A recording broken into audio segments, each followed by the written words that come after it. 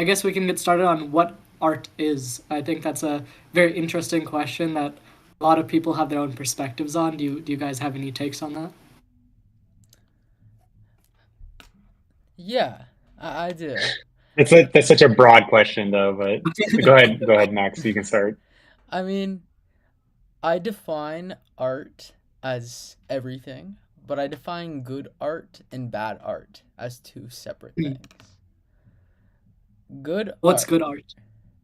Good art is any form of creation that causes precise destruction, like philosophical realizations or um, painting that really twitches your brain in the right way and it changes you and it opens you up to new things.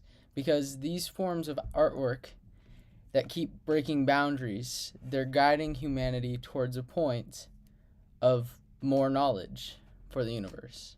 So that's kind of how I consider good art versus bad art. The bad art is anything that goes against that, builds boundaries.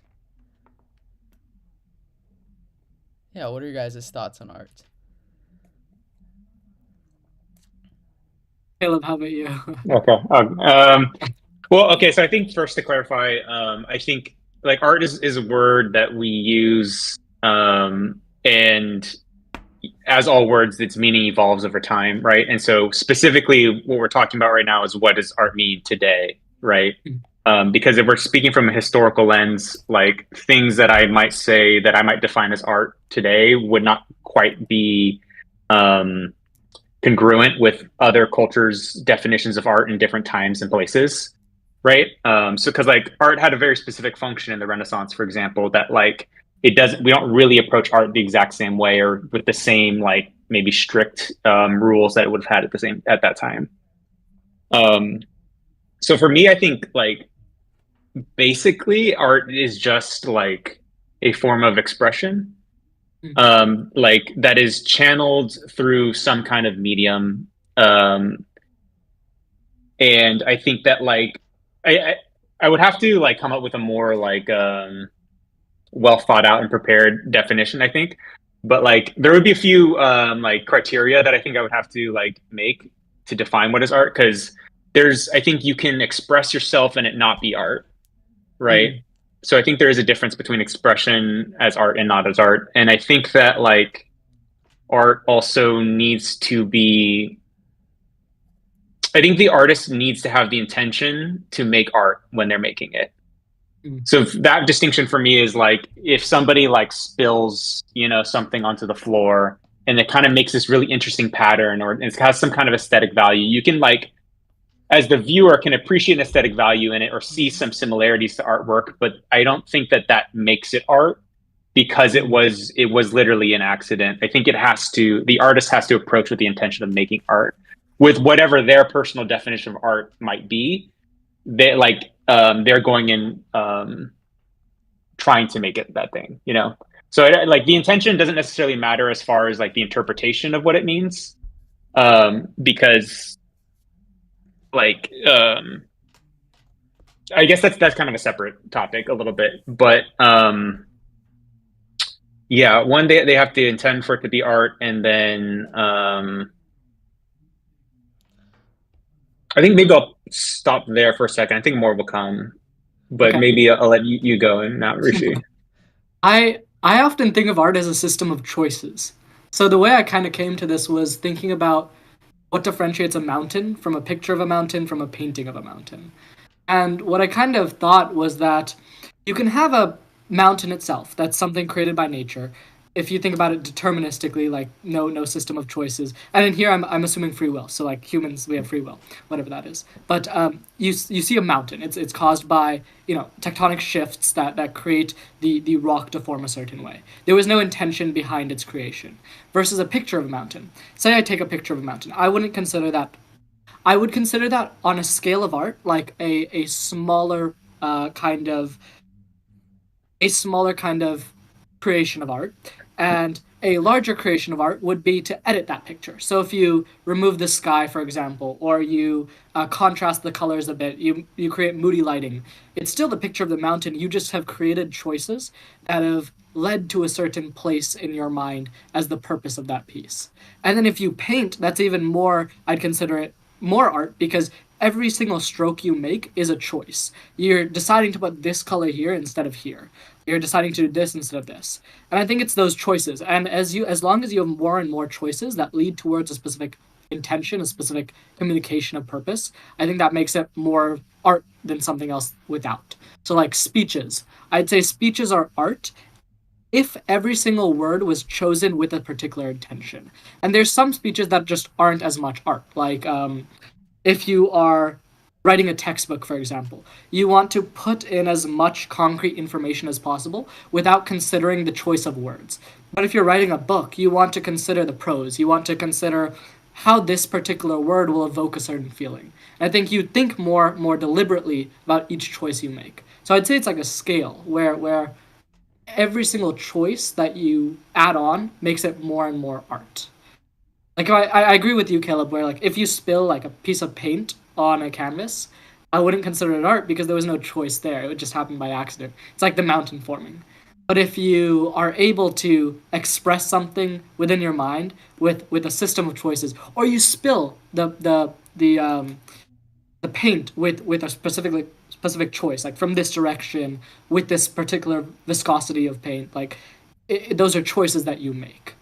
And I think that a lot of writers like I've been thinking about this particularly from writing because there's a lot of like naturalist writers and romantic writers, and naturalist writers just kind of try to write about everything that goes on, like a day in a life kind of story, or like a they kind of think of writing as like it'll just come to me, versus like the romantic writers have a particular purpose in mind and want to construct the world in their own values and ideals. And I tend to lean towards romantic writers who like reshape the world into a particular uh, distinction between good and evil, black and white, versus the naturalist writers because I kind of think of it more as that system of choices. You know, they're not painting the world as it is. They're not taking a picture of the mountain. They're crafting the mountain. I don't know. What do you guys think? Yeah, I think it is. It's always hard to define stuff because it's the harder you try to define something, the less clear the definition becomes. Um, but yeah, so I think generally you do kind of have to see art as something of a spectrum because it is really hard to draw like hard lines. Mm, I think for me personally, like how I like to define art or what like I value or consider to be like valuable in art, I think would be similar to what Max is saying, and like in terms of its like meaning or like its purpose. I think there's a lot of I think today there's a lot of like content creators and there's a lot of people who call themselves like creatives. And I think it's a great term because they're not calling themselves artists, right? But like what they're doing is like they are using art mediums, right? Like photography, design, animation, whatever it could be. Um, but like the purpose of what they're doing is to create content, is to create Yeah. something that is like to be viewed and consumed like on a device or whatever, and then to be like on to the next thing. And its purpose is not inherently to like give you a new idea or like make you think about something or whatever. Um, so I think that like that is for me how I would define art. I think that's like an important distinction is that it needs to like be offering something to you like intellectually, spiritually, emotionally, whatever, that like when you're engaging with it, it's giving you something and you leave that engagement like having been changed in some way, whether small or big. Hmm. I agree with you, and it becomes very subjective of what good art is because the most life changing, impactful art piece to me could mean nothing to you guys, or vice Sure. versa. It's where the Yeah. person is at, so it's hard to objectively rank art. And Rishi, your entire Hmm. perspective on art is very interesting. And I used to have a similar view, with conscious choices resulting in good art pieces. And the more choices, the more time and you put into that art piece in a way. Yeah. So this very moment would technically be the highest art piece for these three conscious systems because we made the most choices to get to this very moment. But penicillin, I think it was Alexander Fleming, he left bacteria out in a petri dish on accident over the weekend, and it developed into penicillin just by a pure accident. In a way, I really do think that is a work of art, even though it had no form of conscious choice. Just a pure accident, a paint smear, creating something that would change mankind. That's what I see. But I really value both your guys' everyone's viewpoints. It's very interesting. Yeah, I think I would add like two kind of separate directions as a response to that. One is I don't think that like the amount the amount of choices you make or the amount of time spent or the amount of skill put into it doesn't like necessarily make something more or less or better or worse as Oh. art, because something can be done in 5 minutes and be like amazing. It just sometimes it just happens that way, and it might not be an accident, it might be on purpose, but like you can't really quantify art, whether something is or is not art, or like how valuable it is as art, based upon like these like quantifiable metrics of like time spent or like money spent or whatever. But then separately, and, you know, I don't know if we want to go to that down that whole rabbit hole, but I would just like I think there's we use the word art like colloquially as well to be like something has like the like nature or the characteristics of art, like this petri dish example. But I wouldn't consider that art in a more like stricter sense, because I think that like you might also say like culinary arts or like martial arts. Like there's all these other things that might, or like someone might be like so good at like changing tires that they make an art out of it, right?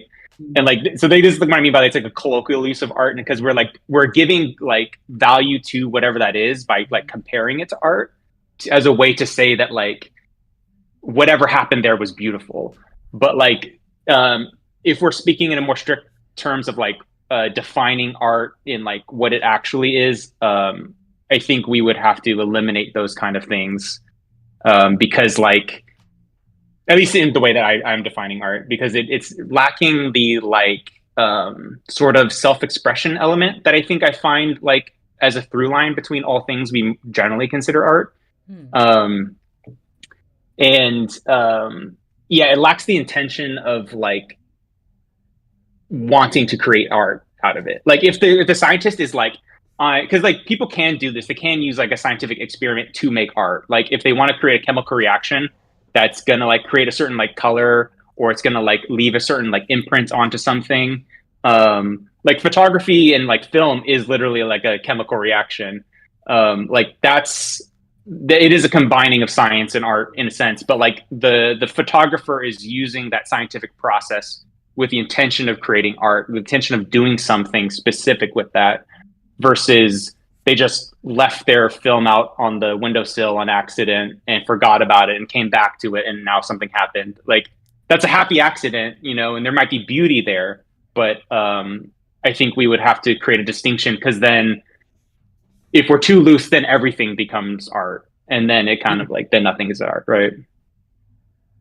So Caleb, if like the photographer left it on their windowsill and it was exposed to a certain like amount of heat, versus like a separate photographer take that same photo and then they put it under like a heat lamp and slowly adjusted the heat to like a specific value, and both of them came out, would you say one of them is more art or less art, or would you say that they're like equal? Ah. Um, I guess I was okay. So if the photographer just left their film out, like they didn't take any photos on it, they just left it out there, and then the sun hit it and like did a chemical reaction, and then they took this like unprocessed film out, and it kind of had like these really interesting colors on the film, and like oh, it's art. I would say that's not art. That's just a happy accident, and it's like aesthetic value, but it's like not.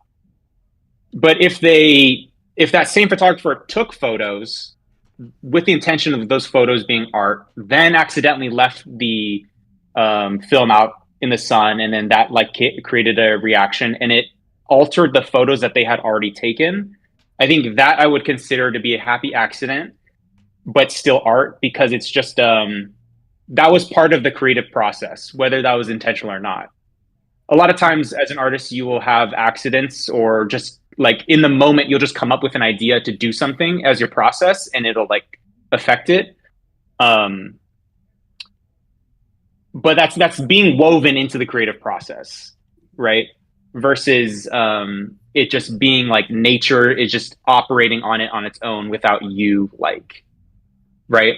Or like if the photographer intentionally puts it on the windowsill to then be, you know, and that's kind of what you're talking about the other example too, like Yeah. intentionally like using a heat lamp, then that still falls into like the intentional process. So um, anything that has kind of that self-expression element would be considered art. I think that's one criteria, and that's probably the first one that comes to mind for me, because there's also I think forms of self-expression that might not be considered art, um, Oh, like you were talking about with the speeches, like that one, that's where it like gets in that gray area where like you can argue that it's art, but then it kind of feels like maybe you could also argue it's not that as well. um, Max, you had something you want to say? oh, hey, Colin. Good to have you here. Yeah. Yeah, hey guys, nice to meet you, Caleb. Um, Great thoughts there. Yeah, happy to listen in here. Hey, you guys haven't met, right? uh, You should, yeah. Colin, you should introduce yourself. Oh Yeah, yeah. I'm Colin. I am 20 years old. I'm a freshman at Stanford right now.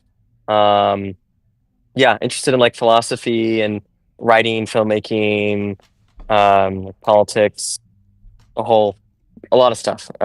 So yeah.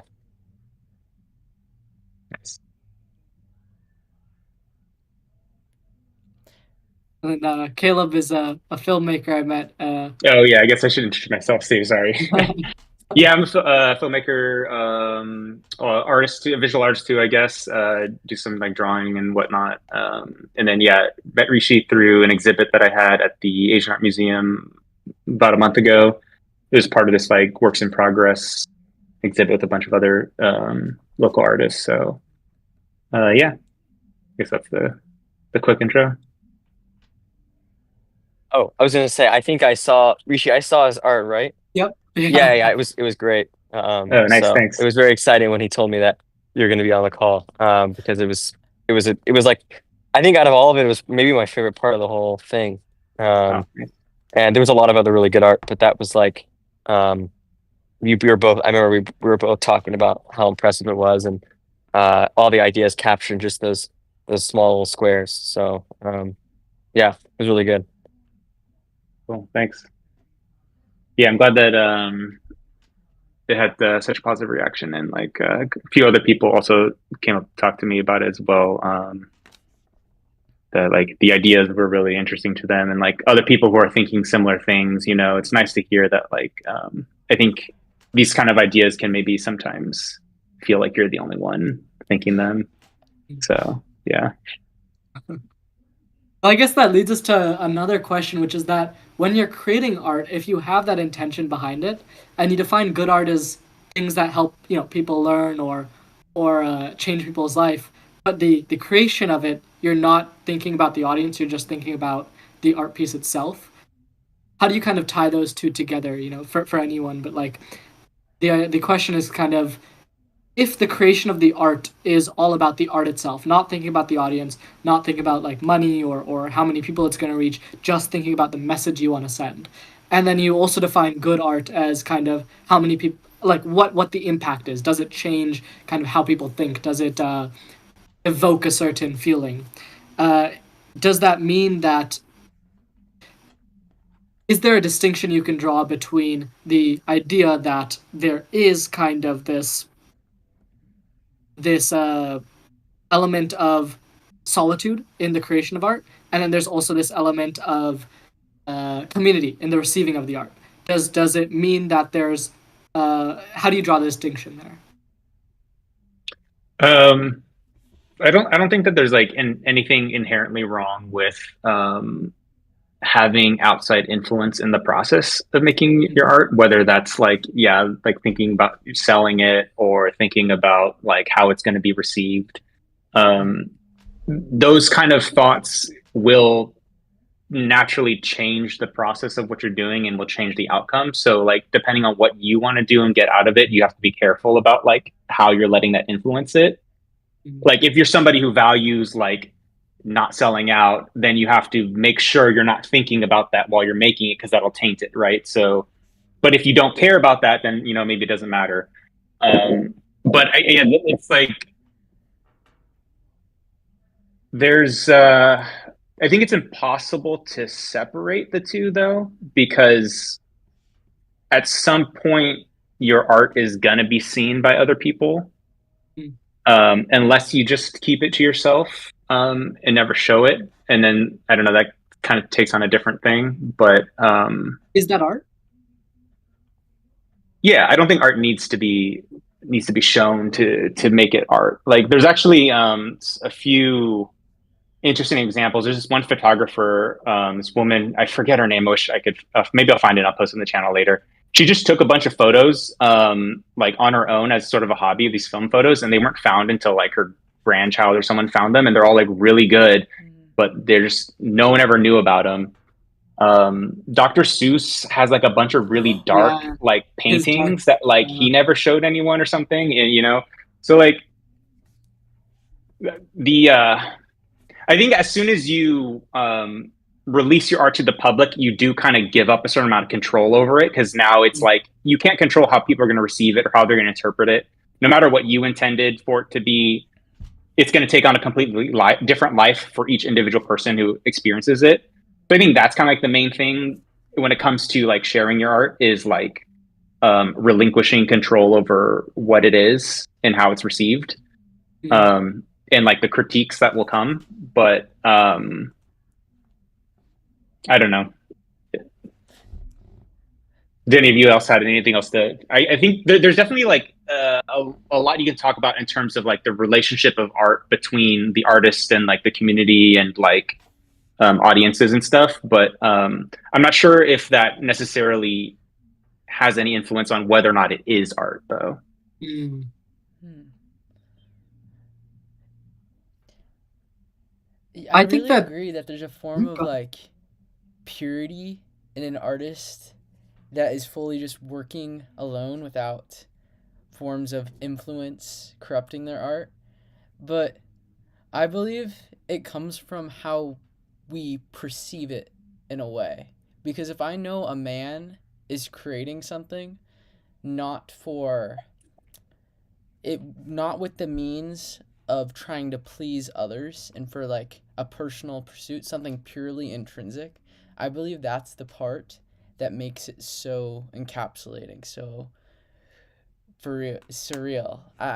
Rather than the actual corruption of the people, it's just our perception of the corruption.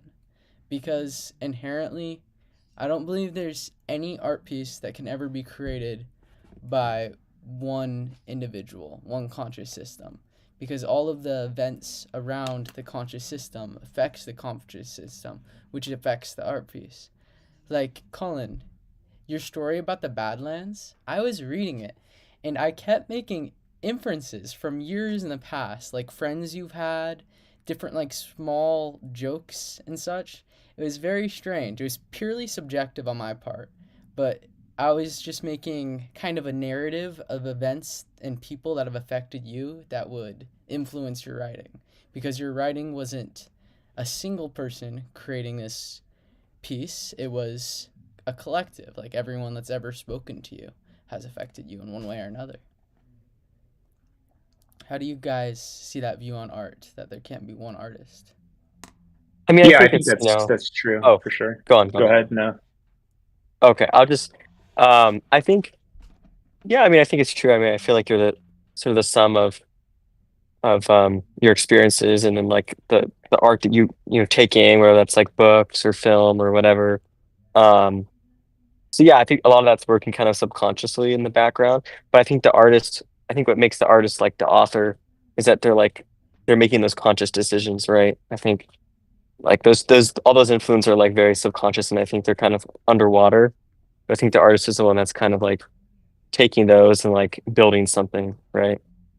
I think those influences can't really build anything without the artist to like facilitate and put the pieces together. Is sort of I guess how I look at it. Um, yeah. Wait, Colin, I have a really good question for you. When making film, writing, or whatever medium, any part of the process of art, is it purely conscious, or is there any parts that's just subconscious writing or painting that you're not making choices? No, I don't think it's purely conscious at all.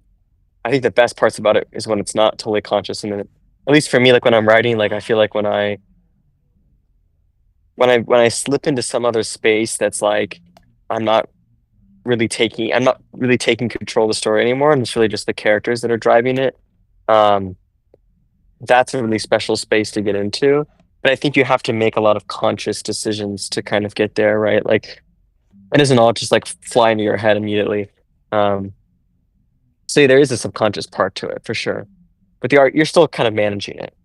But there are times I think you kind of slip in, at least for me, you slip in um, and it's kind of magical and it suddenly kind of like takes on its own form without your consent sometimes, you know.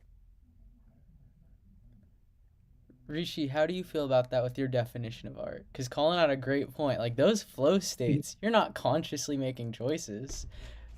I think what happens though is you are at a certain level making choices. You set your conscious mind towards a specific goal, a specific kind of aesthetic that you want, and then your subconscious mind really thinks about that, really internalizes it, and it is able to now make those choices.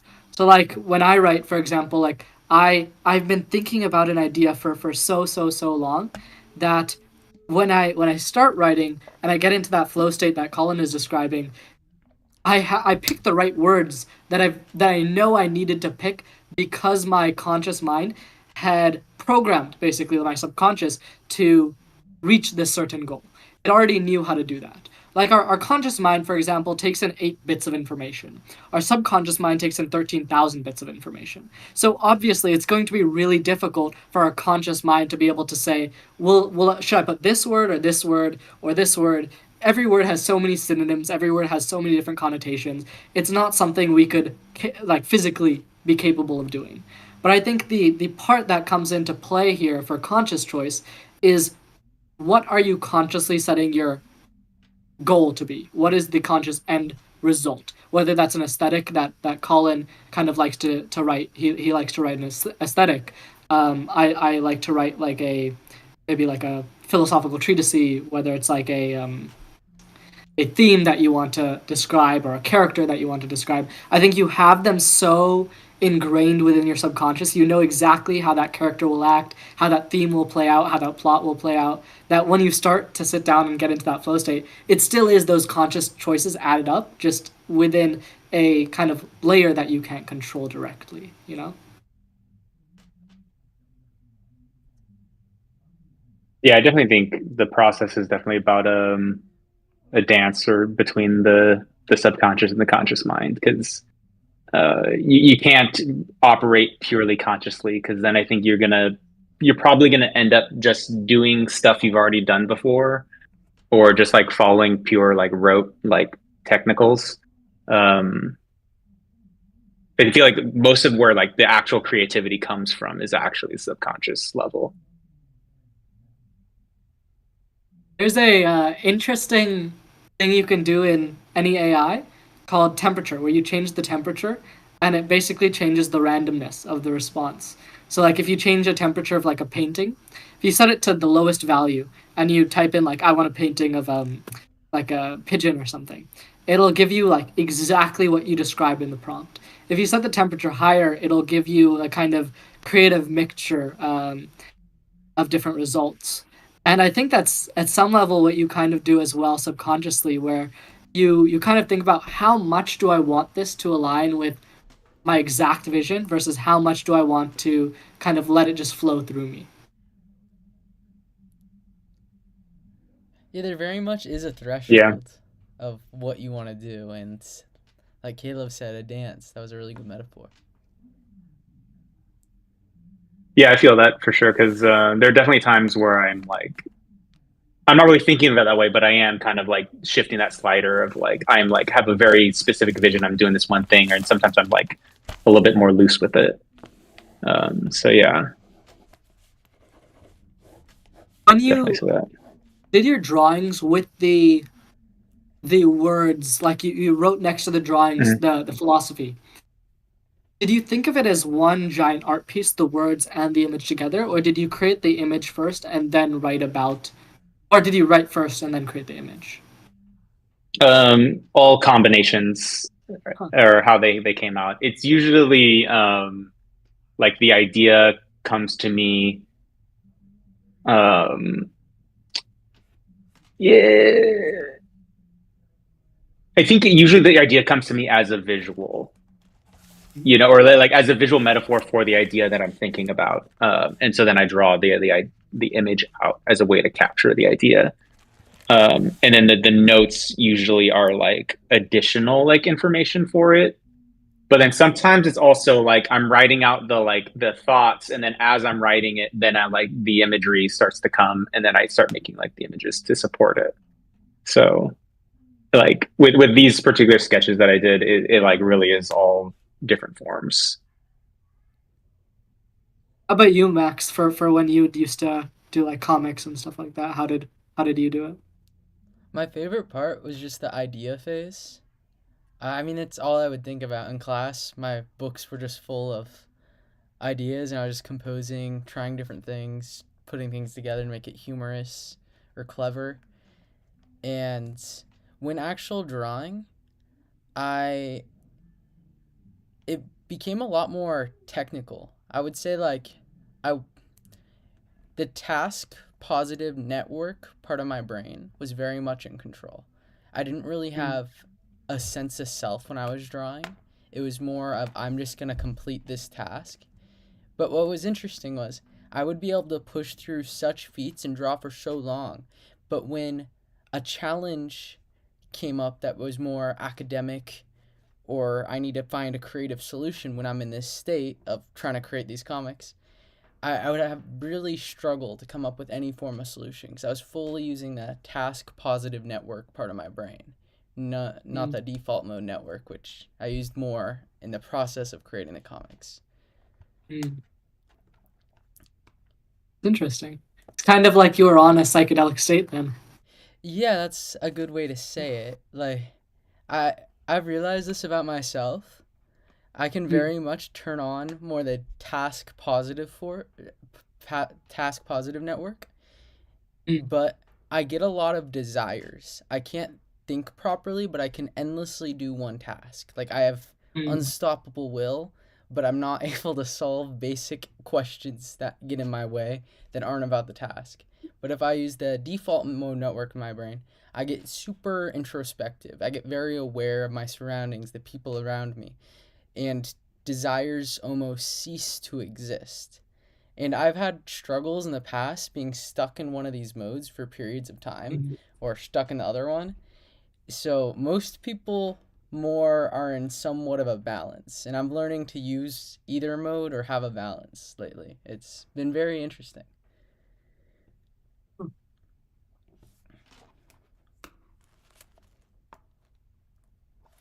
And when you created art, you said you were in that kind of obsessive mode. When you were creating the idea for the art, were you more in that introspective mode, or were Com- you also in that obsessive completely mode? introspective. Huh. It wasn't like I need to create ideas. It was just an urge, not an urge or a desire. It was just the introspective thinking, like, what about this or this? It was. Do you guys experience at all these two different frameworks of mind? Yeah, I think so for sure. And when I'm like, I definitely relate to that as well. Like, if I'm like really focused in on like a certain flow, it's kind of hard to switch gears to like solve certain problems if they start popping up, or it'll kind of be it'll be frustrating maybe because I'm like, what the fuck is this shit, or whatever. But like, but I think generally like context switching is like difficult for most people, I believe, right? And like people may have a false perception of how good they are at it, but like um I don't know how extreme it is in your description, but I think generally that is kind of like a thing, like people aren't very good at like switching tasks. It always like comes at the cost of a certain amount of like efficiency. You know, your like momentum is always going to dip whenever you switch. Yeah, it really is because you get really into the task and then you have to get out of it. Um, Yeah. I want to go back to one of your points earlier. You were talking about time with an art piece, how you can create the greatest art piece in 5 minutes or spend half your lifetime. It doesn't really matter. There's a result of the art piece. I agree with that. But let's say you get handed two identical art pieces. They're two stick men, okay? And one person tells you that they worked on the stick man for their entire life, from their birth to their death. This is all they thought about, and this is all they did. Just very slowly, dot by dot, inch by inch, every day, this man just worked on this stick man. Versus this man spent a minute. Would you value the art pieces differently, even though they're identical, with different measures of time? No. No. Really? I I think would I So, would. value. so Wait, go on, Colin. I think I would. If yeah, I mean, if they're completely identical, I think it's like I don't think you're necessarily gonna like frame that one, if the person did, or like. But I do think that I think there is a level of like interest that someone has in something like that. Like if someone were to tell me, "Oh, I've worked on this art piece for 7 years," and maybe I look at it, and it's not that impressive. I'm still going to be more intrigued than I would be if they told me I worked on this for 2 days, right? So I think there is a level of like intrigue because I think we assume that more time equals more mental effort, right? But I think if that relationship is broken, and more time does not always mean more mental effort, then I think then maybe it doesn't matter as much. But I guess if you assume that that person has put more effort into it because they spent more time on it, you're inherently going to want to look more into it and figure it out and think that it's deeper maybe than it really is. Um, so yeah, I mean, I guess like it doesn't really change at the end of the day. Like it doesn't really make it a better art piece, but I think it at least like interests people a little bit more. I don't know. I think it's like part of the yeah. art piece a little bit. Like the effort that you put is equivalent to like the paints that you select. Like if you choose higher quality paints, you might be able to create a better art piece, but it doesn't guarantee it. The same with the amount of time. You might be able to create a better art piece, but it doesn't guarantee it. But at least if you say, I've spent, as Colin says, like 7 years of my life on this, then you're gonna look at that art piece a little more closely and think, maybe they did actually have a meaning behind this little thing that they did. Yeah, Yeah. But if the thought experiment is that they're like look exactly the same, then like ultimately it's just going to be like whatever that end product, however that end product affects you is going to be how it affects you regardless of the amount of time spent on it, Mm. right? Does the context add to the art piece? It definitely adds to the experience of it, and like Mm. Colin was saying, like it's more intriguing, or like it like makes you assume that there's like more value to it, or that like just like there it's more of that particular human's existence has been like imbued into it, with the time. But so the assumption is that that's going to carry more of something with it, but that's not necessarily true though, because Mm. you can also just waste time on art too. And if you're spending 7 years making a stick figure, then it's like, maybe you should have moved on to something else. if someone presented me a stick figure that they spent 7 years on, I would have so much value in it. Because I Really? don't see the art piece as just the stick figure. Like Banksy's murals, it's not the mural itself he paints on Mhm. a destroyed building. It's the context around it and the very moment the mural is placed in is the art piece. So the act of me being told that the stick man was made took 7 years, I would say is part of the art piece. And Yeah, I think I would. though how I would I guess riff off of that though is I think it adds more value if the time spent has a more direct like entwined meaning to the piece itself. So like there's this movie Boyhood where the it was filmed with the same actors over the course of like 8 years or something. So you have one actor growing up across the whole course of the whole movie rather than like recasting different actors to play him at different ages. And so like that movie took like 8, 10 years to make, but like the time in the medium is the message or whatever, like the time spent is part of the whole thing versus it just took 8 years. It's kind of like that doesn't add as much as or like if they like drew the stick figure over and over and over again and there was like 7 years of layers on it, then that's starting to add something interesting to it, versus just well, I guess dot by dot, day after day. I guess that kind of is interesting as like a time lapse kind of thing. So maybe there's a way to spin that like that becomes a hook, but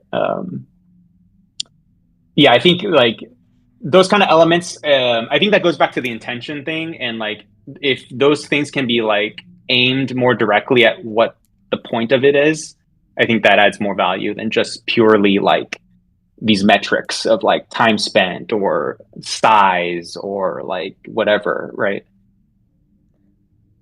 I mean, something interesting to note as well is that Max, I don't know if he told you, but he used to be like a content creator, like a big content creator, and he he did have kind of those kind of pieces that were had that hook where it's like I spent like I did this like extreme thing and I got this art piece, or like I jumped off a bridge, I did this like, and I think there is something to note about that extremity that one, it changes the piece a little bit, but then it also gets the audience. Like your audience that you are catering to might not ever see your piece. Like suppose you want to create a piece about some sort of economic turmoil that's happening, and your core audience that would agree with you or that would resonate with the piece are all these kind of people who don't use technology at all. Imagine that's the scenario. Then the only way to get it out to them would be to cater to that audience by making it like a hook in that particular group. And I think there's something to note about the fact that if you don't have that hook and you just release that art piece as is, it can kind of be like you never published it at all. You know?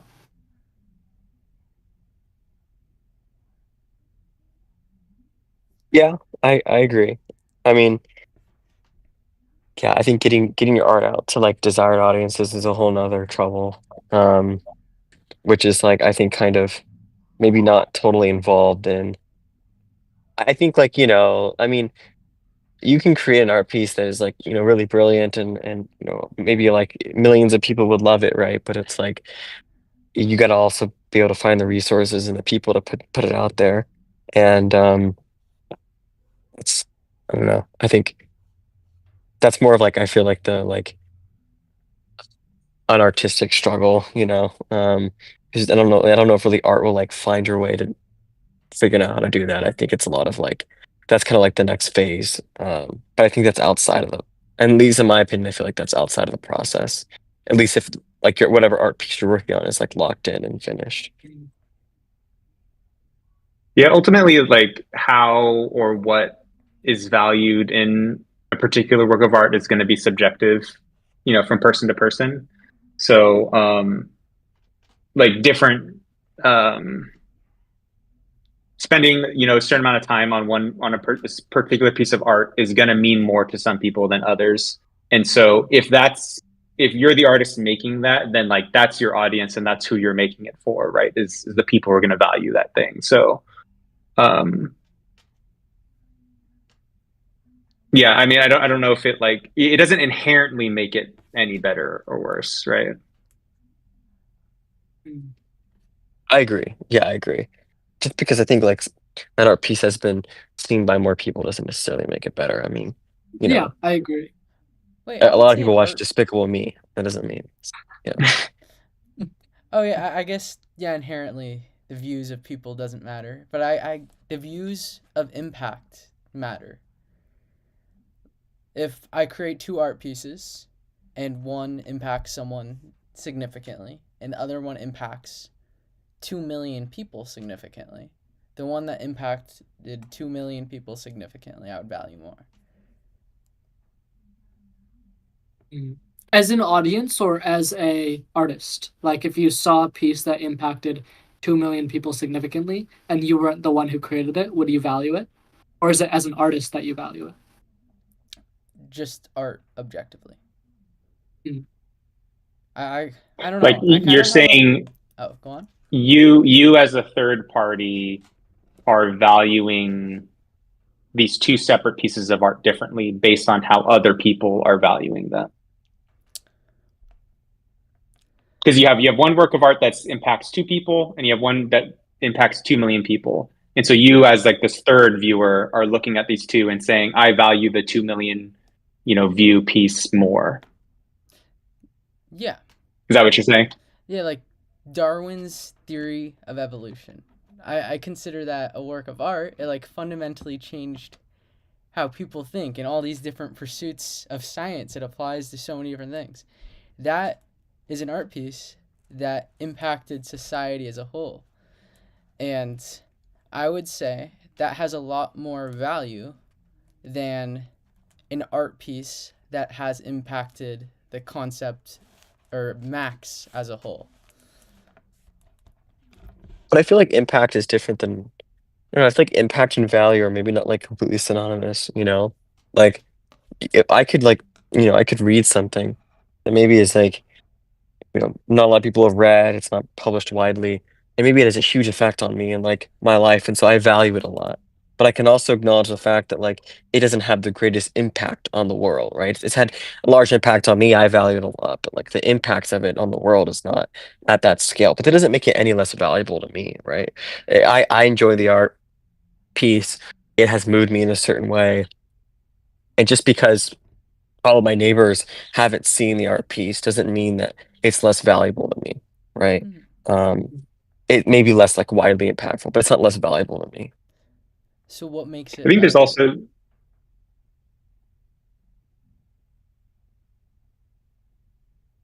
well, what I was going to say real quick, and then I think we can ask that because that's an interesting question as well. But I think when you're impacting like a large group of people, typically that's like impact at like a lowest common denominator kind of level, or it's like Mm. on a more like breadth kind of Mm.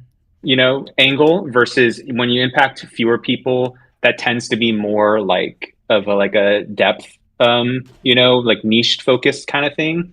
So the like number of people affected doesn't necessarily, it means different things. You could impact only two people and it be flat too at the same time. But you could like impact two people on like this really deep personal level, like they've never encountered any art that's ever like, you know, that they've ever responded to that way. But then they're also one of the 2 million people, who are impacted by this other thing because it's like speaking to these like larger, more broad things that they all have in common. So, like you can have all sorts of different kind of metrics of like looking at these things, but ultimately, it's like not like that you can like rank or quantify them. You can just describe how they're different, right? Um, but yeah, if you want to ask like how do you value art, was that your question? How do you arrive at a value? Mhm.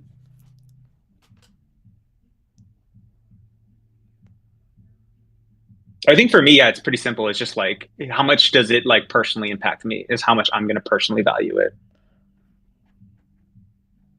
Like I mean, I kind of feel like that's probably what it boils down to for most people. Would Because I don't does like entry? if it. I guess if it impacts like 2 million people, but it doesn't impact me, I don't care. Like I'm like happy for you guys for like enjoying it, but like it does nothing for me, so I don't care, right? If we're talking about like personal values, but I suppose like there could be an example where like it doesn't impact me, but I see it positively impact other people, and so therefore I see it has like it has social value, even though it's like I don't personally like it doesn't impact me in a specific way. So would you value that? Um, Yeah, so that's what I'm saying. So I think I would value that on like this kind of like social value level, but I wouldn't value it as like the like artistic experience kind of value. Ooh, what would you value more? There's a large virus that's killing most of mankind. But you, Caleb, your blood type is very rare, so you're discluded from this. You're immune to the virus. So most of mankind is dying. And some scientist spends hours upon hours mixing chemicals in his lab, being truly creative with conscious and subconscious decisions. And he creates a cure. And now most of mankind is no longer dying from this virus. Or an art piece that has personally impacted you. Which one would I value more? Yeah. Um,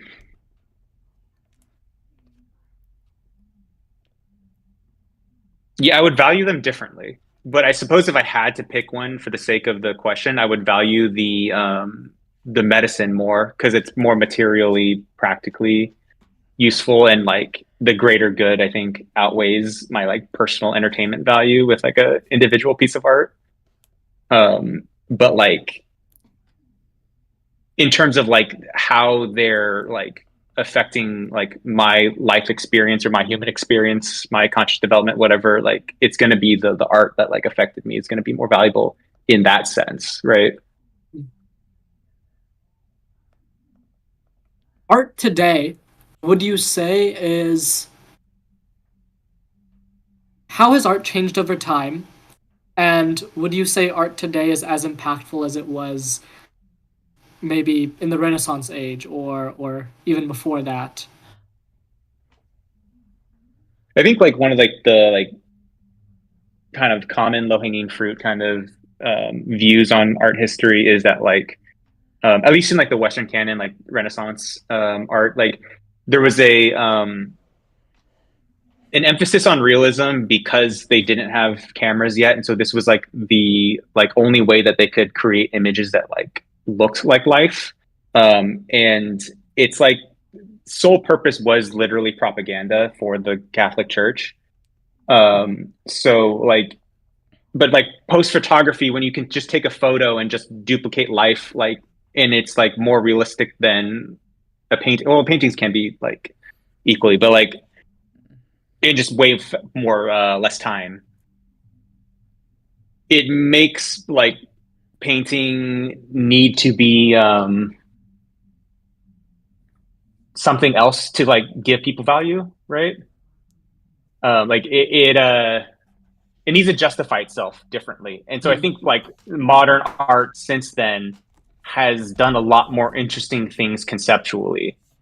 And I think like modern contemporary art that's like in the West that is like no longer like intrinsically tied with like the power structure of a religious institution also does that. But that being said, like the fine art industry is also like literally just for money laundering for like the wealthy. So like and like tax evasion. So in that sense, it's kind of is the same thing, but just for like a secular power structure. Um, but like I think how we like generally as a society view art now is like in terms of like self-expression and ideas and beauty and all these things. And I think in that sense, um, where we're at now is kind of cooler than where art has been in the past. Mhm. Because even outside of the West, like a lot of like historical art is like you have like pottery and like, you have like paint, like it's a lot of decoration, or it's like a way to like carry on the like myths and like the stories, the social stories and stuff, and like the like Oh a way to yeah. like create metaphors for like social values and ideals. Um, so yeah, I don't know. I think art is in a more interesting place now than it's been in the past. I tend to agree with that. I when you bring up pottery, I always have an interesting thought, which is that like in 1,000 years, are they going to look back and take like a hydro flask and put it in a museum and be like, oh, this is a great piece of art someone created, you know? I never kind of yeah, like looked at pottery as much as I never had an interest in like going to an art museum and seeing pottery, and I tend to Yeah, agree that it's like it serves a different purpose than kind of modern art today. yeah, How do yeah. you I kind of always layer? skip over the pottery sections at the art museums. I mean, sculptures are interesting, but the pottery is just Yeah. very, very, I similar. mean, I It's respect it as the skill and the art of it for sure. And there's definitely some beautiful pottery, but it just doesn't like if I was actually did pottery, I would probably be a lot more interested in it. But yeah, it's like primary purpose is functional though as a vessel, right? Versus like painting's primary purpose is to be viewed. And so I think that is like a fundamental difference in like its mode of experience. Yeah, no, I definitely agree. And it's funny you mentioned the pottery thing because I thought the same thing. Like maybe I'll value pottery more if I try it. So then I tried it like for a couple of weeks, uh, and it raised how much I value it, but not by a lot. Yeah, I think it's I Yeah, totally but agree though. you respect the craft now, though. What was The that? difficulty. You respect the craft now, though, I right? do, I do, I do. Yeah. Yeah. Yeah. One thing that's interesting though is like we were discussing this a little bit when we were talking, but I think Max can have some interesting things to say on this as well. How do you kind of layer in philosophy to an art piece and still make it, a good art piece and not just like a manifesto or like a philosophical treatise?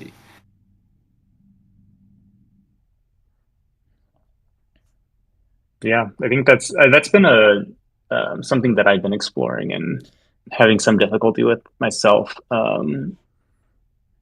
Is like how to like have especially with like film. I think it's like how to have characters talk about these ideas in a way that is natural.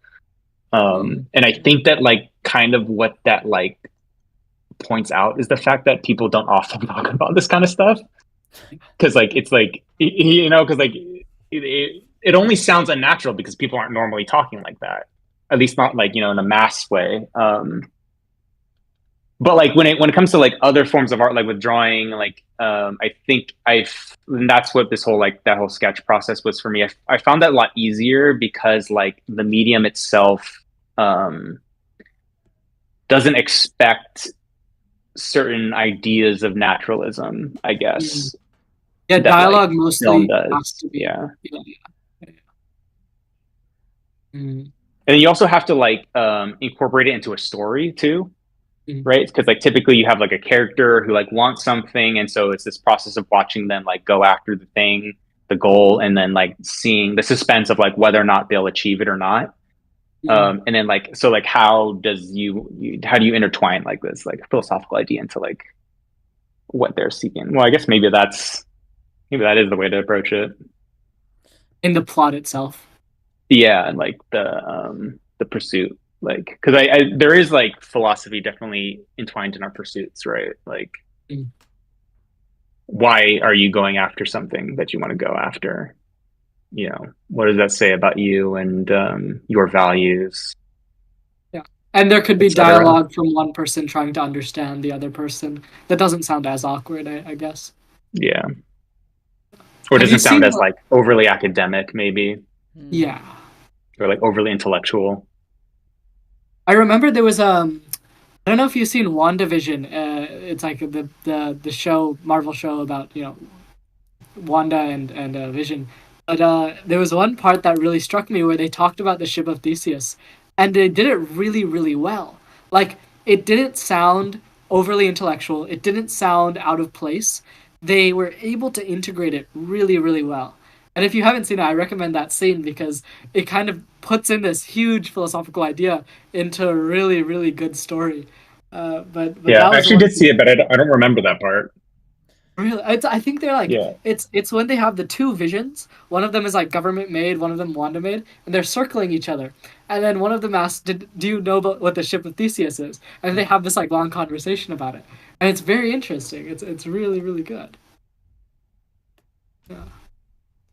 Yeah. Uh, With Another is, I guess, Christopher Nolan. He often has kind of some good philosophical discussions in his stories. Like, Hmm. have you seen Tenet? Yeah. Like, I watched it the first time. I did not like it at all. I didn't understand it, and then I sat down and I went through and paused it at every point I didn't understand, and I kind of caught myself up and tried to figure out what was happening. And when I did that, it got really really good. And I think the problem there is that when you try to cram in so much philosophy into like a 2.5 hour movie like Nolan did, ultimately most people aren't going to understand unless they pause it, unless you have the time of the art piece as correlated with the difficulty of the topic itself. I think that's also something interesting to consider, which is that if you are creating like a film or like a short film that wants to tackle this huge philosophical topic, oftentimes, sometimes you have to cut it up, or you have to kind of distill it, or find a way to lengthen the film to make it so that it kind of is able to hold this idea. Yeah. I suppose every medium has its own limitations as well. And Mm. so, yeah, depending on what medium you're working with, there's going to be different difficulties as far as like what kind of like philosophical ideas you can communicate through it. Mm. one really But good yeah. medium for art trying to communicate a philosophical idea is political comics. Because rather than trying Mm. to convey the entire idea inherently, you just keep releasing content that's somewhat related to this idea. And it's not like anyone's going to fully understand your philosophical beliefs from an individual comic, but one might speak to them. And the more comics you build, you're building almost a world, a portfolio of your mind. So it can get a mass amount of audience that will have interest in this philosophical idea from different spectrums, interested in certain comics, and it will kind of wheel them in into like a multiverse, which I think is one of the better methods. Because with movies, it's difficult because you're making one movie. You have to sacrifice so much of your philosophy and just bring it down to the core or just have part of it. You Mhm. can't get the full effect in 2 hours. So having, I guess, smaller philosophical art pieces, I feel as is more impactful, or just maybe it's just size, not smaller inherently, just more content, the better trying to explain your idea. I Yeah. mean, I Max, think you that's the said thing. go ahead. I was just gonna say, I think that's the thing with like every medium, like as when it comes to mastery of your medium, is knowing like what you can get across in how much time or whatever, Mm. like or how much you need to focus. Because like you can, there's like with a movie, there's a limit to like how like much you can like get into. But if you're like smart about what you focus on, like you can like really tell that one thing Mm. really well. And it's really the same thing with political comics too, though, because like you just have the one panel, but like really good political comics can say so much in just that one, and it just like you get it, and it just is like you don't need an essay. It just says it all with like just the way it's presented. So that's something that I've been noticing for myself and in observations of other artists around me is like their ability to focus with any given piece. So I feel like a lot of times as artists, you have this like there's a certain like draw to want to keep adding more and more things into it, and it kind of like bloats it with like too many different ideas. And when you can just make those two separate pieces, and I Mm. think that's kind of like what you're talking about with like if political comic artist is just if they're making a body of work, they can be exploring all these ideas throughout all of them. It takes a lot more effort to make like one movie than one comic, but like you can still do the same thing with one movie, right? Is you just need to just be focused on like what is the one thing you're really trying to do here. Mm. So And I also think the depth yeah. can be like what Caleb's saying. Like, if you focus on that one thing, the depth you can dive into that one thing becomes a lot deeper. Like I saw a political cartoon recently of like ICE deporting Melania Trump. Like Trump's wife, and it raises the question like, oh, there's irony here between Mhm. him being married to like a foreign national and then also deporting like a bunch of immigrants. and it raised the question, you know. And I think with movies, what you can do is you can go deeper into that question. So you don't stay at like this level; you go way, way, way deep, and you go to the values, maybe you go to the philosophy, maybe. But you raise a singular question. You don't raise a bunch of questions. You don't try to guide them down like a philosophical path. But you raise one question, and that helps at least. That's Yeah, because ultimately, like every work of art is going to be finite, and so you have to like work with your limitations and like use those to your advantage rather than having it like be a thing where like now you're like making a bunch of sacrifices. hmm, yeah. I mean, Max, you said that you like that like Fight Club really impacted you. What about it did so? You said it was very like philosophical. What about it was? What about Fight Club was really philosophical? Mhm. How it was able to paint a picture of society showing how it's kind of broken, illogical, and how they're able to create two different sides. And I was really able to empathize with the character in the story. It feels like events I personally went through. And the words they were saying, I kept pausing it.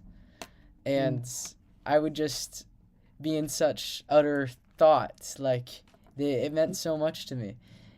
And it really shows with Fight Club.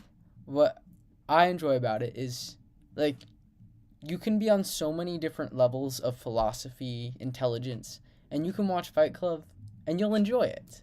You'll take completely different meanings from it. It's such a good philosophical film because people can go to such different depths with the same movie and still enjoy it. It's kind of like presents you from where you're at, like serves you the piece of pie you need. I think that That's one also does. what makes good. That's what makes good art ultimately, right? Is like its ability to do that. It's, I think it also the dialogue in it, like that they deliver philosophy very well with just dialogue and monologue, like the narration, and he's describing like consumerism, and then also just Tyler Durden's views are so different from everyone else that they have to have dialogue between the main character and and Tyler Durden to kind of unpack his philosophy. I think that they do dialogue that is very philosophical but not awkward, which is interesting. what would you say makes it not awkward? I think it fits the context, right? It's that if awkward dialogue is given, it's because it just doesn't work in that context. Like if I started talking about cats, it wouldn't work in this context because we're talking about art, right? And I think the same thing happens in movies or novels where you have a certain scene going on, a certain context, and then suddenly someone just brings up, "Oh, guys, what's the purpose of life?" Or, "Guys, what do we value about you know individualism?" And then just it doesn't fit. Like, why did the character say that? What got them to say it? What is happening that brings that up? Uh, but in Fight Club, the context is all about just Tyler Durden, this mysterious figure who has a bunch of these radical views. And so, if that is the context, then you're naturally going to have to unpack those philosophical views. You're going to have the narrator ask Tyler why he thinks the way he thinks, and I think that makes it so natural. You know, like if you meet some guy on the street who has these wild views, but who's also really interesting, and you hear him out, it's not going to sound unnatural because that's the context of the situation. And I think the same thing happens in movies, where if you have this extreme character on one end, you can do philosophical dialogue really, really well because the context matches that.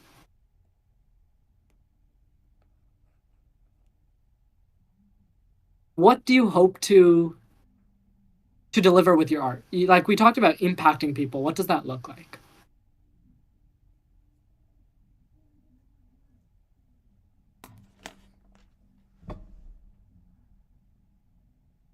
I think for me, it like varies a bit piece to piece because I might be trying to do slightly different things, you know, depending on what it is. But I think like maybe like the overarch something like overarching for me across my body of work, trying what I'm trying to get across to people. is I think like one thing is the subjective nature of our reality and like the limitations of human knowledge, um, and uh, basically like I think that we tend to take for granted our assumptions and biases about reality, and think that like what we're experiencing is really real, or it's like and not really conscious of like the kind of filter or the interface, through which that's coming through. um and so I think for me, in my life, I've had sort of an eye-opening like process over time of like becoming more aware of that, and like that ultimately I think leading to a more deeper experience of life. um and so I think that's kind of something I'm trying to share. um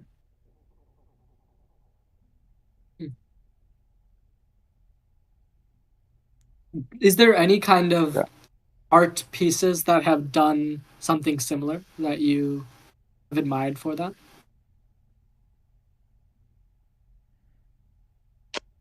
I mean, so many.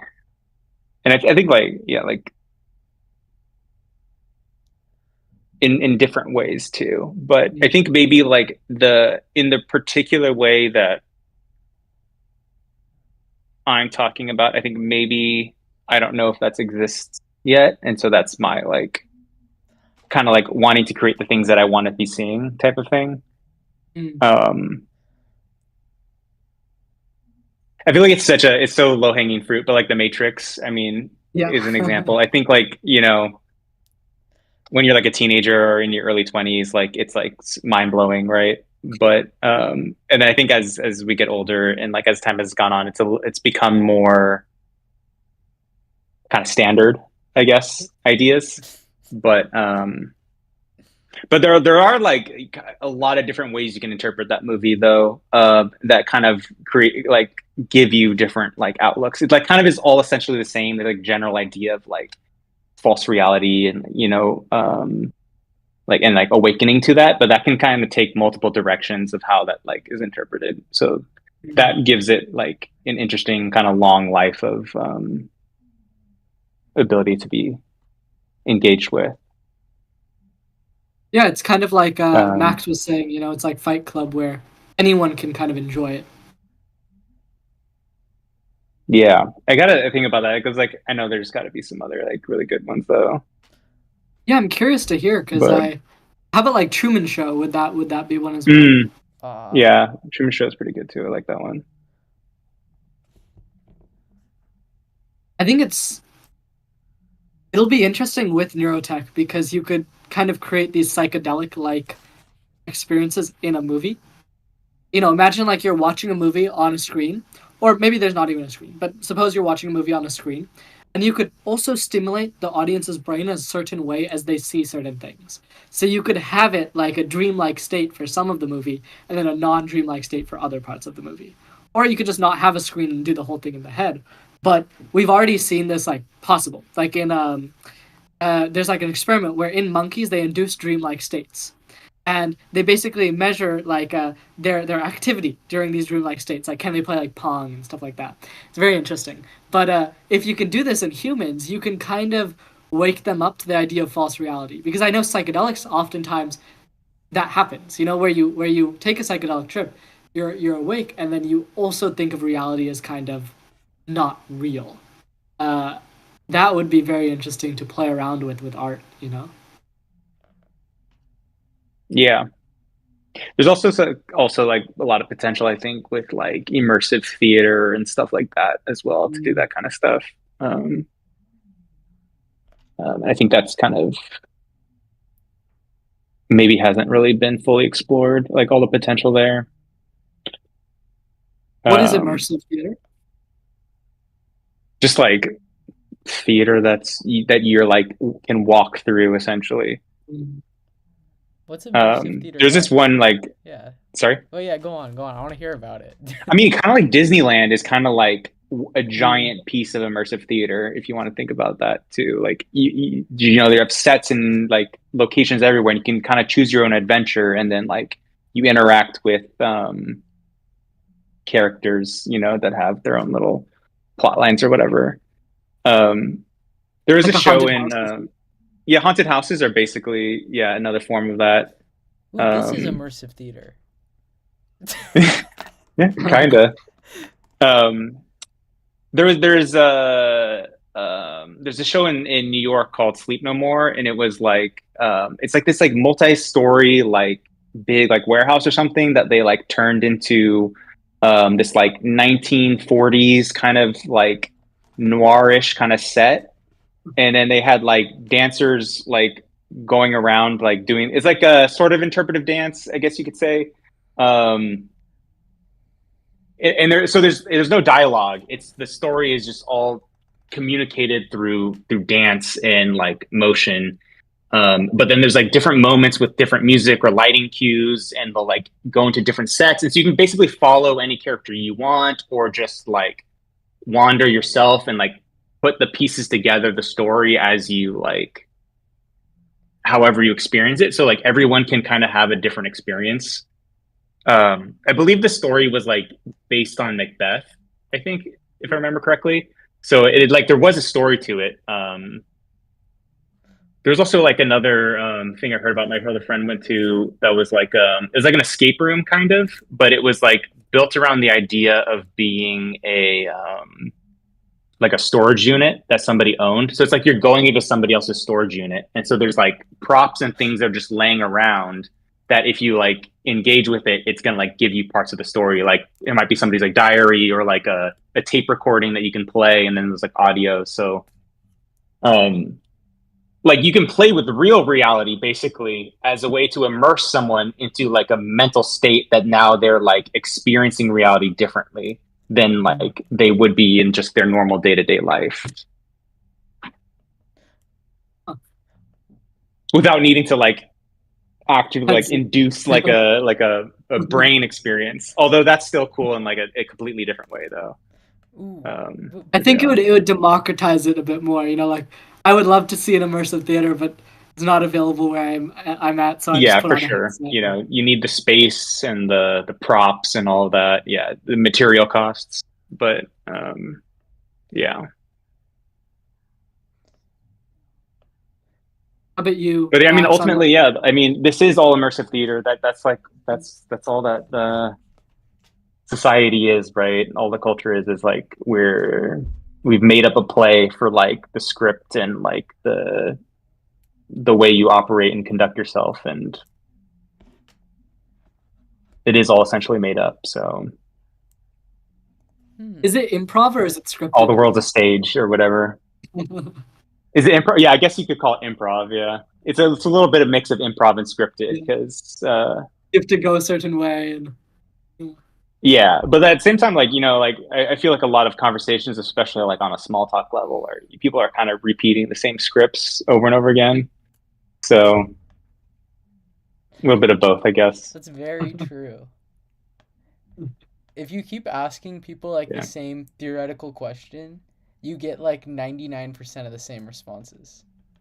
And then yeah. those few people that can surprise you, man, those are the people that are here.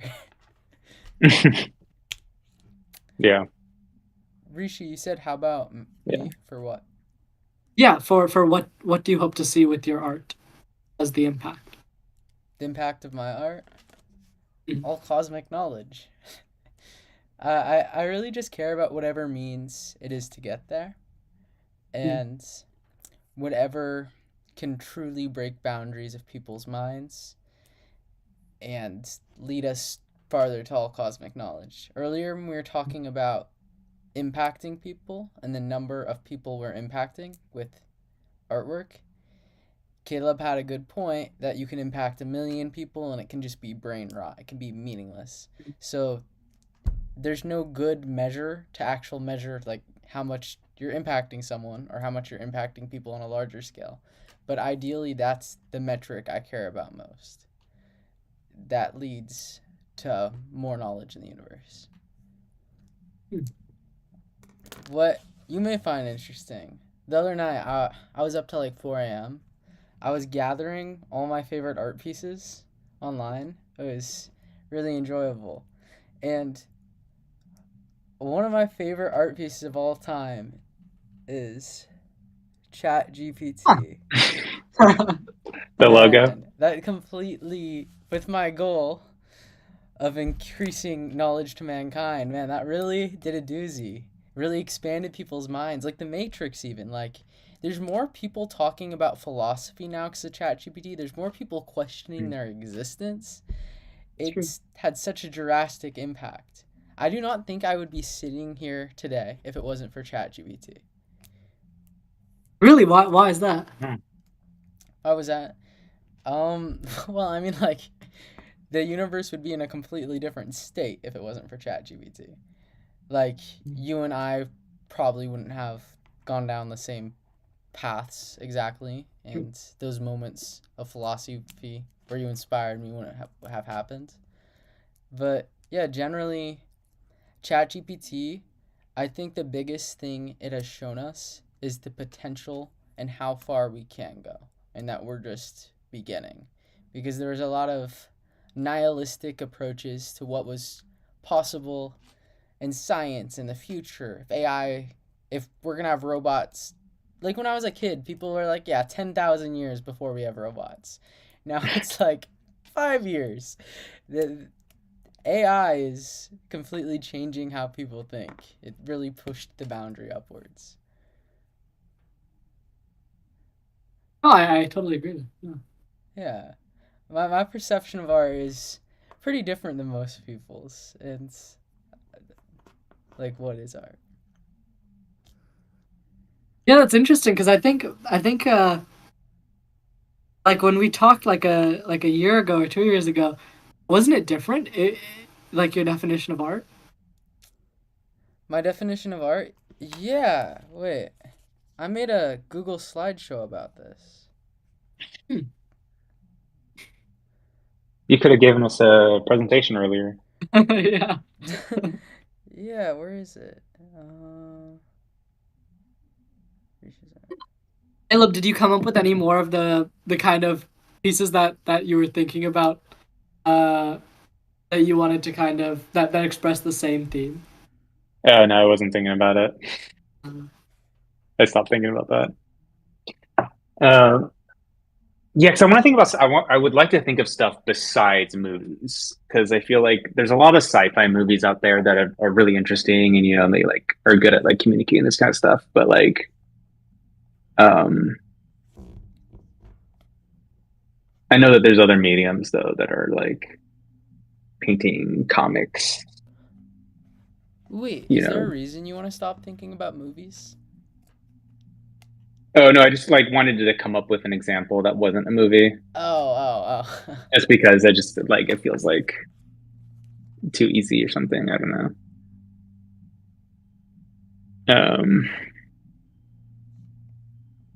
There's, actually, there's a lot of sculptural work out there that's really kind of like mind fucking and like makes you think about things differently. Like when they use like physics in a way that's like interesting, or it kind of like is an optical illusion or something. yeah. Um, oh, on that, MC Escher, Yeah, he that has some good pieces of work. his Yeah. work is like Yeah. makes you question reality, or and Yeah. like the optical illusions, like they can seem a little like gimmicky maybe at first, but like when you like really think about the fact that like your eyes and your senses can deceive you, like it makes you think about like your actual experience of sight and like what you're Mhm. yeah, what are you actually seeing, and are you seeing the truth? So Yeah. I think yeah.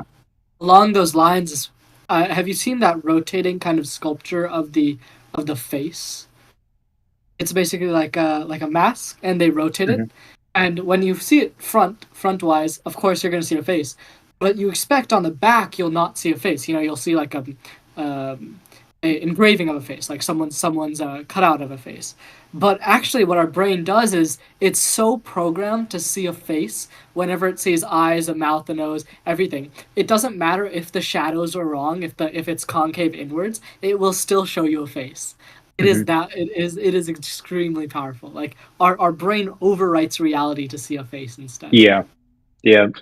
Are you talking about the ones where it's a concave face? Yeah. Hmm. Yeah, yeah, yeah. I've seen those. It's trippy because like you see it from one perspective in it, but then as soon as you shift over, you're like, oh, you see it. The illusion breaks. Yeah. Yeah, yeah. It's a trip. Yeah, I would love to see that. You should send that to me later, Rishi. Sure. Sure. Sure. All right, I found the slide. So when I was really little, I don't know if you guys can see that.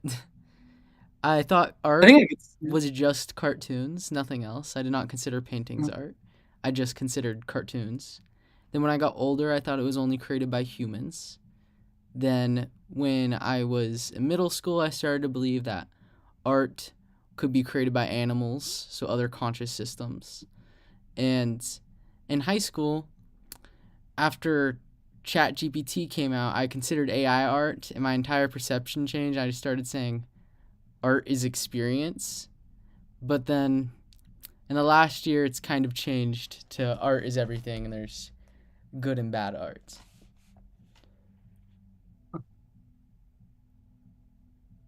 Well, if Thanks. art is everything, then then everything is everything. Like, how do you distinct? If art is everything, then how do you distinguish it from? Oh, actually, if art is everything, then there's no not art, Yeah. right?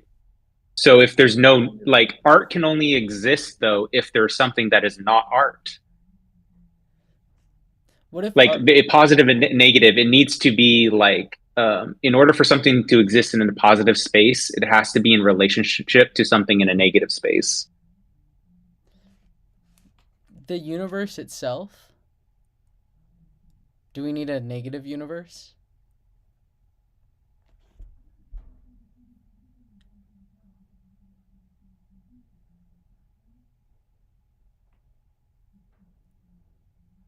Well, yeah, I mean, but then if you're going like, so that if art is everything, then like,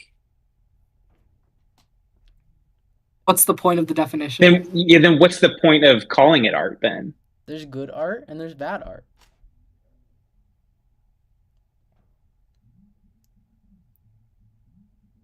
I feel like that's a tougher the definition to like commit to because then like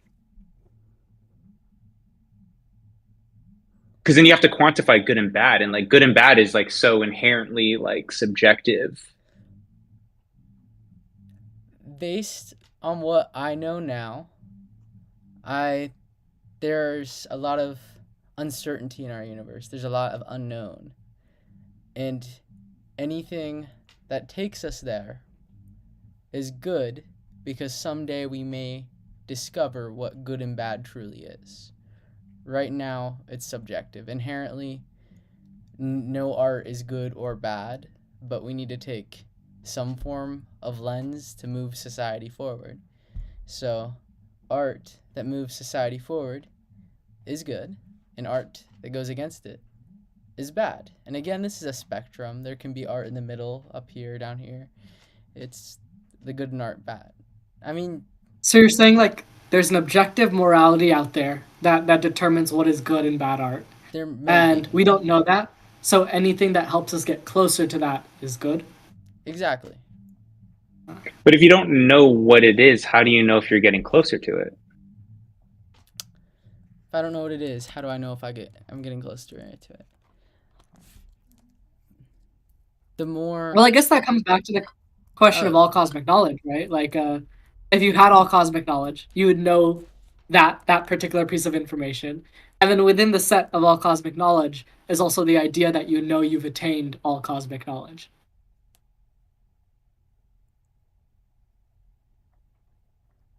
yeah. So Like, if it's all the knowledge there is, there's the knowledge that you've reached all of it, right? Like in mathematics, Maybe, yeah. there's a form of math. There's a basically like a branch of mathematics called set theory, and it deals with like sets of information, like how much, um, like basically like I create a set like X Y Z, and I can manipulate that set in a bunch of different ways, and I can say things about that set, like this is a subset of this, this is a subset of this. Anyways, in set theory, essentially what you can have is these infinite sets that have recursion. So they call themselves back in the set. So like say I have set X that is defined by 1, 2, 3, 4, 5, and X. That means that X itself is part of the set X. And if you think about all cosmic knowledge that way, it's everything. And you if you think about a set that way, it's if you have a set of infinitely many things, if you have a set of everything, within that set is the set itself. So the same goes for all cosmic knowledge. You know, within the set of all cosmic knowledge is the knowledge that you have all cosmic knowledge. Right. But okay, yeah, I want to like not get too sidetracked into this conversation, although I am down to have this conversation more. Because I want to keep it back on the art topic though. Yeah. Um, just because like if like we're all just making up our own like personal definitions of art is like ultimately what it boils down to, right? And so like I'm not trying to like say that and like mine is right and yours is wrong, but I do disagree. And so that's why I want to chop it up a little bit. But yeah, I have I guess I have a resistance to defining art as everything. And I guess like generally I think I would also have a resistance to defining anything as like everything, unless like everything is everything, right? But like other than that, like because you could say like everything is beautiful, then it's like okay, you know, or like everything is everything is poetry, everything is music. Everything is Um, music.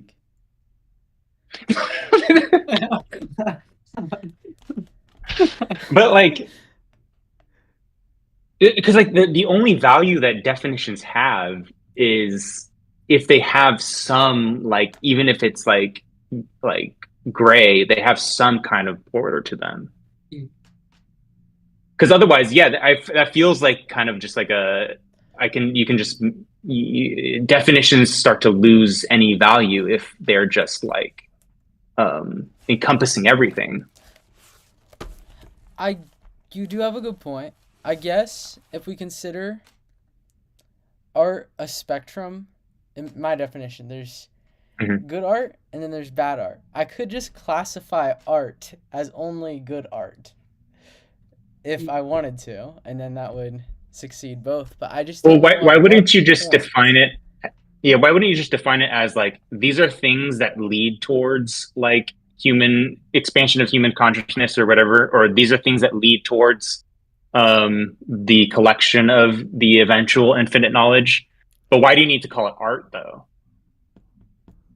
Because like those things can because yeah, like anything can take that form. Mhm. Anything can provide you with some kind of additional knowledge that can come from everywhere. But why do we have to say that it's art though? Art. Because for me, that kind of I think that kind of makes the definition lose some value.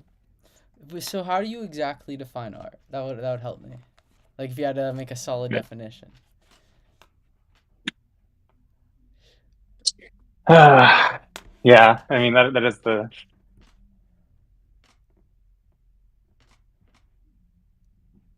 um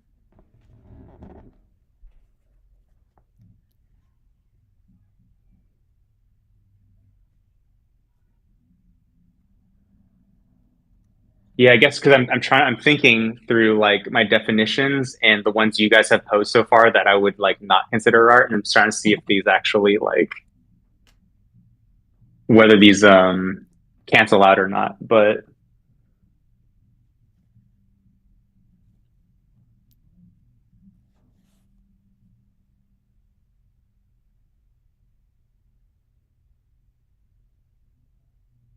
So it's got to be all right. It's made with intention to make art. It's a form of expression, like an expression of an idea, or like it's an it has to be an expression of something within you as a human being, and then that's coming out into another medium. I do think that art has to come from a human because art is a human word and it's a human concept. Hmm. Like other animals, creatures can make things, but like this is coming from the perspective that like you as a human can only ever know your human experience, at least thus far, right? And like we observe similarities in other creatures, and we project our human experience onto them as saying like to infer that we understand that they're experiencing something similar, but we existentially can never know that, right? And so I wanted to like narrow the definition of art to the human experience because like that's ultimately all we're ever talking about is the human experience that we're sharing, right? Whenever we're discussing art. So it has to be an expression of like a human idea or feeling or experience. Um, Something like that.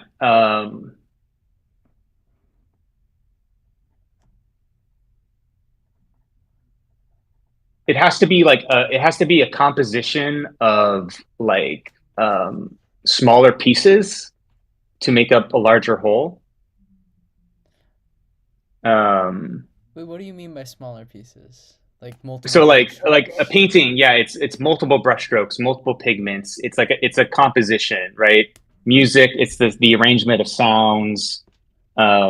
Anything written is the arrangement of words, right?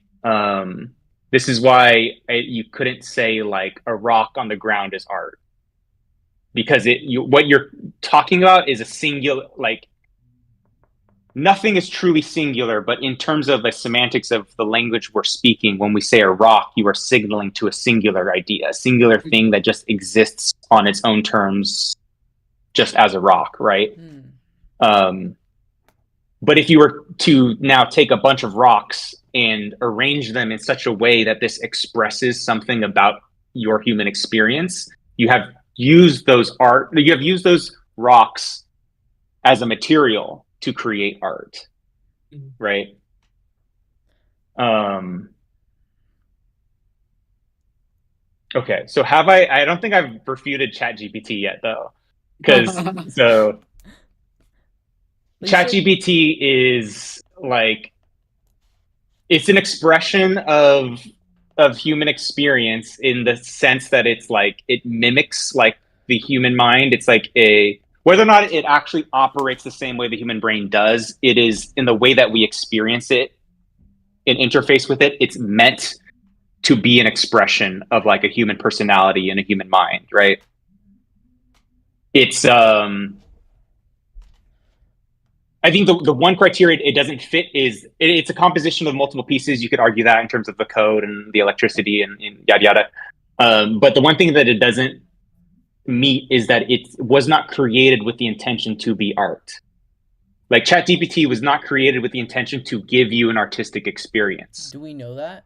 It was created to like for a functional purpose of like being able to ask it questions. It feeds you. It was created for you to be able to call in response to it, to have a conversation with it. How about So Dolly, the image generation machine?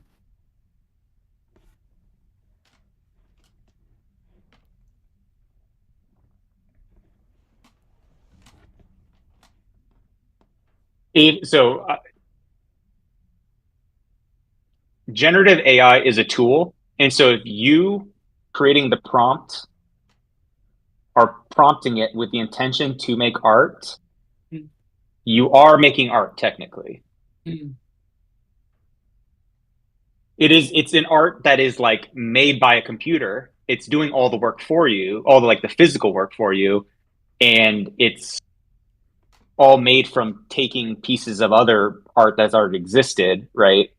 But it still is making you. This is where I guess you get into like the qualifications of it. Like, is it cheap art versus difficult, high skilled art, that's, you can, but I think technically you would have to consider it art. It is just a tool. It's no different than if you were to like get a bunch of magazine cutouts and make a collage. Mm. You're doing the same thing, just with more of your personal, like physical labor. Ooh, if I make a painting and my intention is to make a painting that expressing myself to represent that this is not art, would that considered to be art? Because you said intention, and if I have the intention to make the expression that this is not art, but it is a human expression, is that art? So you're making a painting for the purpose of expressing that it's not art. Yes. Then no, it's not art. Really? It's just it's pigment on a, just because you can paint your house. Painting your house is not the same as painting like a portrait or a landscape or like whatever.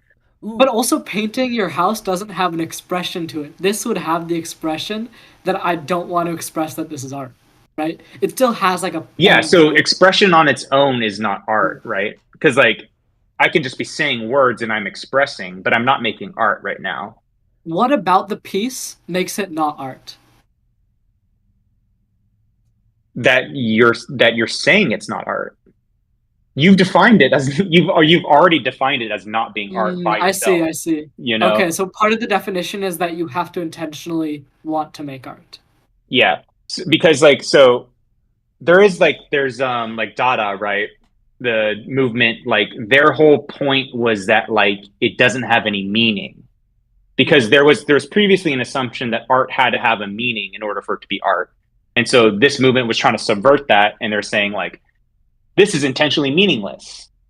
But like the meaning is that it has no meaning. It's like paradoxical, but Yeah. like it ultimately still actually does have a meaning. The meaning is to subvert the like necessity of meaning, but it was still created with the intention of being art. Mm. This they when the artist made it, they said, "I am making art that is meaningless," but they still were saying, "I am making art," versus going and saying, "I am not making art." The meaning of this is that it is not art. Is like it's kind of like a reverse of that.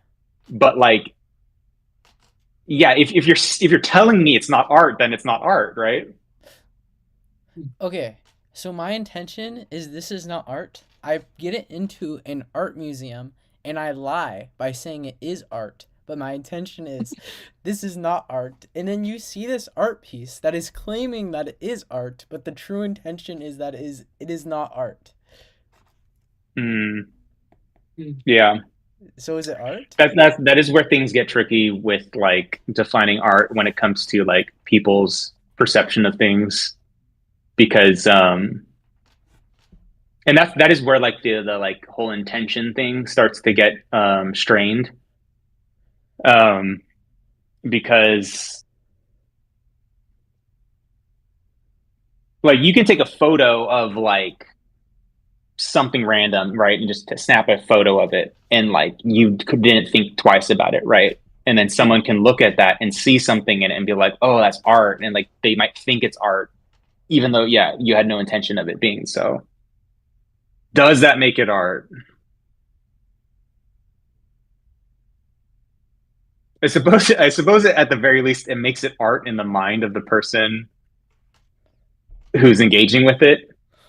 Oh, so Um, yeah, and ultimately that kind of is all that it boils down to. I mean, again, like it's just all subjective, right? It's like it's a word, and everyone's going to define everything their own way too. So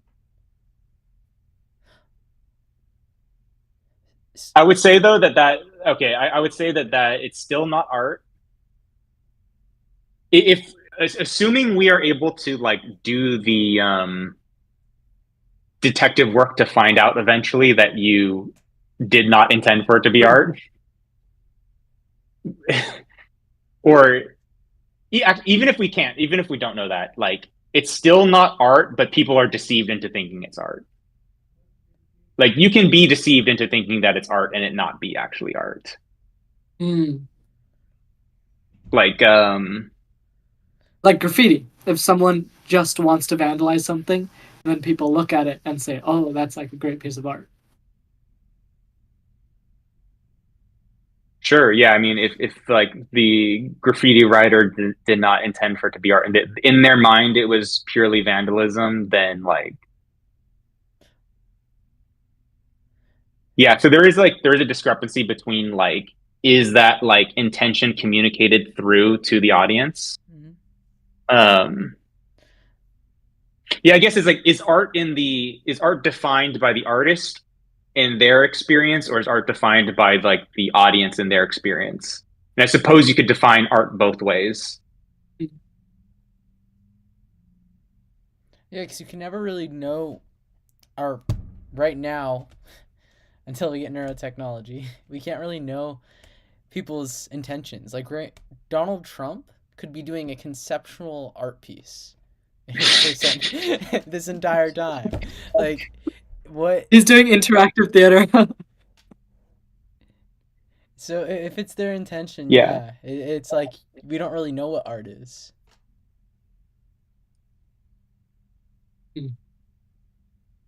I think also the artist themselves becomes part of the audience once they release it. Ah. Yeah, and I think the other thing too is though is like if art is being made by an artist, the artist is going to make it aware that they're making it art. Like, yeah, Donald Trump could be doing like a bit this whole time, but if he never goes out and like says that, then no one will ever know. And so, for all intents and purposes, it's just him being him, right? But and that's why, like, I think that's part of what I am resisting to, like, the everything is art thing, is because art needs to be made by an artist, and like the artist doesn't need to be like some trained like whatever, like it can be you can just day one decide you want to make a piece of art and then that makes you an artist, but like because you made the thing and because you care about it, you're gonna say like I intended to do this. Like there's no like art there's no reason for an artist to be like sneaky about it, right? Like yeah, the graffiti artists, we don't know their intention, but they're not going out of their way to present this to people and saying like here I made this for you to give you an experience, like, and that it's that like handing it over to the audience is what like I think is kind of necessary. Otherwise, yeah, then it just becomes everything is art, which is, I guess, generally like this postmodern defining dilemma that like modern art has been having for 100 years now. But yeah, Wait, so does art need a receiver and an artist? I'm not saying that necessarily needs it, but I'm saying that like it usually has that, and Ah. so like because like yeah we can like to the end of time like come up with like little all these little examples of like is this art, is that art, but like you know what I mean, like we're doing with like the graffiti artists and whatever and Donald Trump, but um like for all intents and purposes like most of the time it's going to be clear that like within the social context that like the intention here is like to have an artistic experience. Hmm. So I think maybe that's part of it, context. Maybe I would add that to my definition. That like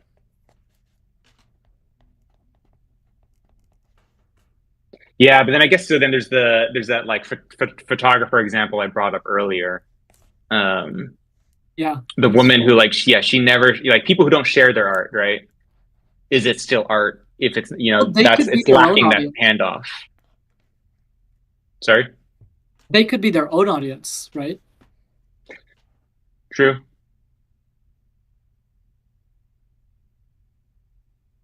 Yeah, and at the very least, the like granddaughter or whoever is releasing to this world, presenting it in the context of sharing their grandparents' art, Mm. right? So it's still like they're choosing to define it that way and release it that way. But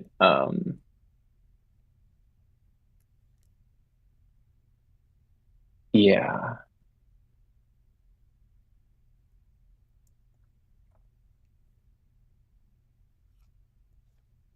I think art also has to have some kind of like metaphorical meaning or like some kind of like subtextual meaning. Like, and I think that's part of where like the expression like entwined with it. Because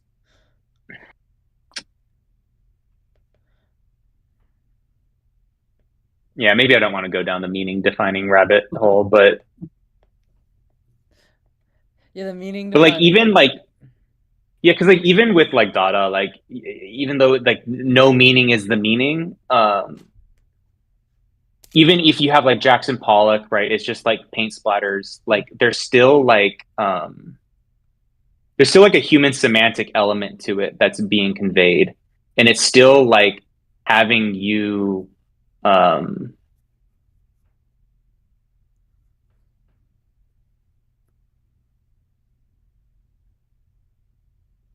like the paint drops, like they still like at the very like basic sense, they still mean something to you because you've like seen paint and you've seen it like splattered on the floor or somewhere, like you've seen like accidental paint splatters, and so seeing it on a canvas like contextually um creates some kind of like experience within the semantics of like what is paint, like what is a canvas, what are paint drops, like um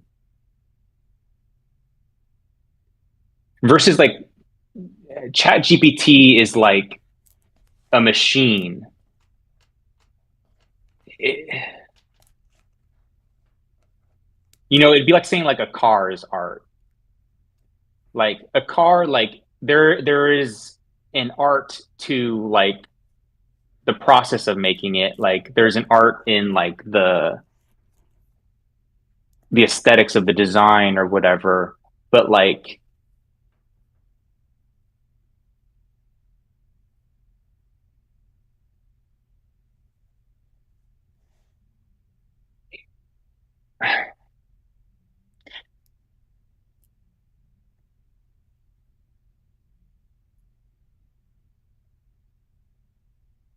yeah, never mind. Everything I think everything does kind of have like a semantic meaning. Um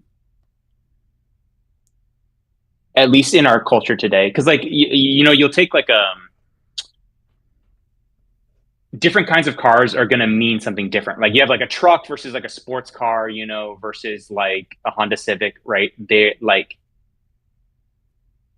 in our culture, those are meant to signal different things as far as like consumption. People want to express something about themselves through what they consume. Mhm. And so, in that sense, they are designing the car with the intention of it having some kind of metaphorical meaning. But they're still not designing the car with the intention of it being art. This is like that's Could what I was be saying. Like one intention. that's what I was I saying at the mean, very beginning with like the difference between like how I see it. There's a difference between like the colloquial like word art versus like what actually is art. It's kind of like genius. Like we can say things are genius as a way to just like what we're really saying is wow, that's really smart or really novel or interesting or like whatever, but you're not like literally saying that person is an actual genius. Like those are two like different things. And so like I think that's kind of what I'm trying to say is like we can call it art just to like communicate that we value the thing and that like we see beauty in it, but like we're also having a separate, more like stricter definition of art that's like an actual thing that's like more contained. mm, Because otherwise, like, yeah, if everybody's a genius, then what's the point what of does it? that even mean anymore?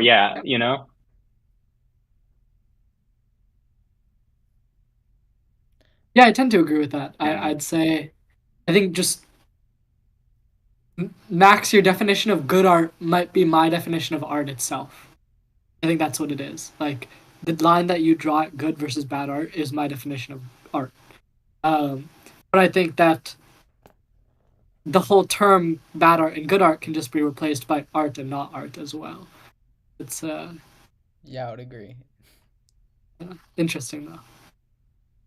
Maybe like Max, would you say that the colloquial definition of art is what makes you say that art is everything? Like the colloquial definition of art is everything. If you were to extrapolate that definition as far as possible, society, whoever is using that definition, they, by their own definition, would be calling everything art.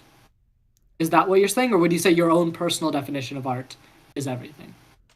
The reason I say that art is everything versus saying there's a line, this is art and this is not art, is because it's very subjective based on what I know. An event can happen and I can consider it to be bad art, but inherently, this could be the most incredible art piece ever that moves society forward, and I don't know. So, my good or bad definition is to stay open, to continue to label things, to get to the point of all cosmic knowledge. Because I don't really I see know. what you mean. So like everything is art to someone, and then you're just drawing a line between what's good and bad for you. Precisely, yes. Ah, interesting. After a conversation with you, Rishi, Mm. I had a lot of philosophical realizations about art, and the way I just perceived the following days was completely different. I like saw a stain on a shirt and I laid it out and I stared at it for multiple hours. I was like creating a story with a stain, and I put so much meaning into this stain and what it meant to me and what it meant in the universe. And it was just a dirty old stain. I was building cities, empires, like my own life and death. It was so complex. And I got really into abstract art. Like I would just go out in the rain and stare at raindrops and try to create the most meaningful art piece ever. And I did that for a while. I would look at abstract art online, but then it, it it became way too easy. So I kind of swayed away from abstract art, but it showed me of how I can make anything deeply meaningful and impactful to me at that time if I sit down and I think about it enough. Because if I think about a squiggle on the wall, eventually I'm going to have some form of realization that's going to affect me in my life and impact me in a good way. That feeling itself motivates for more knowledge in mankind, and that subjective experience is what the good art is. To me, that's just appreciation. Hmm. Like, you know what I mean? Like you can like look at you literally like, and I totally agree with what you're saying, and I think like that's a great way to look at things. And like, there's beauty to be seen in everything and anything if you like take the time to look at it and like um but that's just appreciating what's there or noticing. But like, yeah, I guess for me, I still like feel the need to like, if art is going to be like a social cultural function, Mm-hmm. like it needs to be more socially and culturally bound, I think. Like, because that's too, I think that is too universal. So But I in suppose what you're saying, like you can have an artistic experience with everything, and that I do agree with, and I think that's how I would word what Mm. you're saying is like, yeah, I can see a stain and like have an artistic experience with it, which is like very similar, if not the same, as like the experience I might be having with a painting, as far as like, you know, seeing aesthetic beauty in it, getting some kind of meaning out of it, it impacting me like spiritually, emotionally, or whatever. Mm-hmm. Um, but yeah, yeah. Ooh, I think I see the difference, or a difference. I see a lot of uncertainty, and I admit that, like, logically it's likely that the stain was not intentional, but maybe it was. Maybe there was some form of I'm strapped in a matrix machine and a cosmic alien inserted an art piece of a stain for me to experience. There's so much I don't know of what is intentional or not, and I can never truly know someone's intentions or if this piece is truly an act of choices.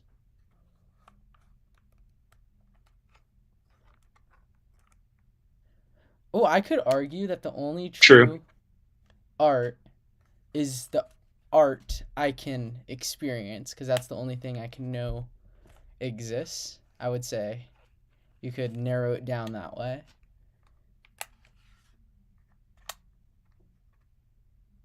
And once you're aware of its existence, it becomes art. If you don't know it exists, then it's not art. You could define it that way, yeah. Mm. Or everything. When it really comes down to it, we're talking about a word that we created, and the definition has changed throughout time, and as we gain more knowledge, there's contradictions in our definitions. So we can I see a lot of words this way. They're just so conceptual. They're not fundamental. So based on the context I'm in and who I'm talking with, I try to form my definitions about what I believe they think the word is. And you can kind of like twist and play with it because it's not real. Because there's not anything sure. that's Yeah. like fundamentally art. Or Sure. everything's fundamental. Yeah. And as like an outlook on life, I'm there with you, and like I see things similarly. But I think there's another element here to going back to like the social and cultural function of the definition. Like art is like this, like, you know, self-expression, whatever, like nice thing, but it's also like an occupation, and it is also a way to make a living. And I think that like defining art as everything kind of devalues the art that is like made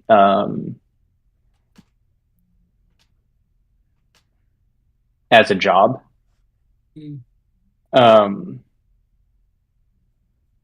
And I think that that also devalues art in the like larger social sense.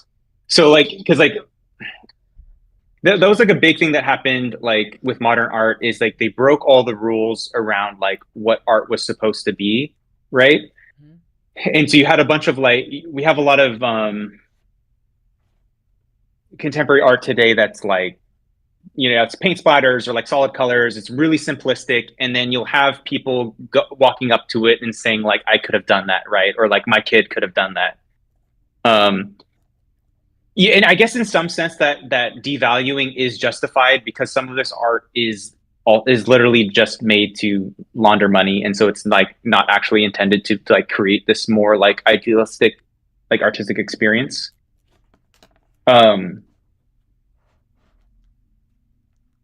But like if somebody's trying to make a living selling paintings, and then we call like a ketchup stain on the ground art, how are they supposed to sell their paintings and make a living off of it, you know? So like there's like a practical cultural aspect to the definition that like when we're defining it like to each other as a culture and society, I think it does need to have some rigor to it. Ooh, I would argue, You know, otherwise, yeah, it like or I would say we run that the risk of. a man that is making art for money and a ketchup stain, I would value very similarly. If his intention is just money, like, man, I wouldn't consider that Well, good art. your intention doesn't have to be just money, Oh but yeah, yeah. like I agree. You got to make a living though in this world, Yeah. in the society that we currently live in. That's the way things are right now. In a pre-capital society and in a post-capital society, you could make art and survive without needing to make art your living, right? Yeah. But if you're somebody who doesn't want to be a part of like any number of these industries that are ultimately negative, or if you just want, like, you just love making art and like you don't want to do other things, like, you have to sell it. Yeah. And like you don't have to make selling it a thing that overtakes the value of it, right? You can still make art that's still aligned with your like morals and philosophy and values and everything, and still sell it, you know. Um, but ultimately, if it's a marketplace and you're selling a painting and it is worth as much to the person as a ketchup stain, then like you're not going to sell any, and then so. Okay, so an artist that's making a painting has the intention to impact the viewer. So it's more likely that viewers will get impacted by this painting that was intentionally made to impact someone versus a ketchup stain. It's not saying the ketchup stain won't be impactful, but it's a lot more likely that the painting will be impactful. And I agree with you with the finance world of art. I was just saying there's some artists that become sellouts and they're just making Yeah, art for dollars, and I would say that's as valid as yeah, a ketchup stain. But when they have yeah, intention totally. behind it, it's different. But yeah, purposeful intention is more likely to lead to better art. Like Rishi developing an input device for nanotechnology. This is more intentional art, so it has a higher probability of being good art. It's kind of, yeah. But then we go back to Yeah, the penicillin. It was not intentional, but I would say it still created a good, or I mean, based on what we know, it wasn't intentional by that human, but it still created good art. It was a much lower probability, but it's still a probability. yeah. I mean, but like, why not just call it an invention or discovery? Like, why does it need to be called art? Hmm. So I Rishi. think for the like, if we're just like waxing poetic and like, we're just like talking about how beautiful something is and like calling it art, I'm there with you. Mm-hmm. I think the line I'm drawing is like, I wouldn't like, in my conversations with other people out in the world, go around defining art as everything, because I wouldn't want to like influence public opinion to like start viewing um Art is less I, valuable. I would want them to see the art in everything. I would want them Yeah. to see the ketchup stain and find beauty in it. I think that like I would definitely have that conversation with people and like want them to go there. I guess but as far as like defining it, I wouldn't want them to then now like be, yeah, because if everything's art, then like why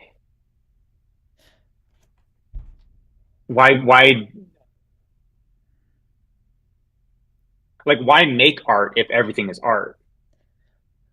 Because there's more Because like I probability. like everything that currently exists out there, I can just walk around and everything is already art. So Mm-hmm. there's no need to make more.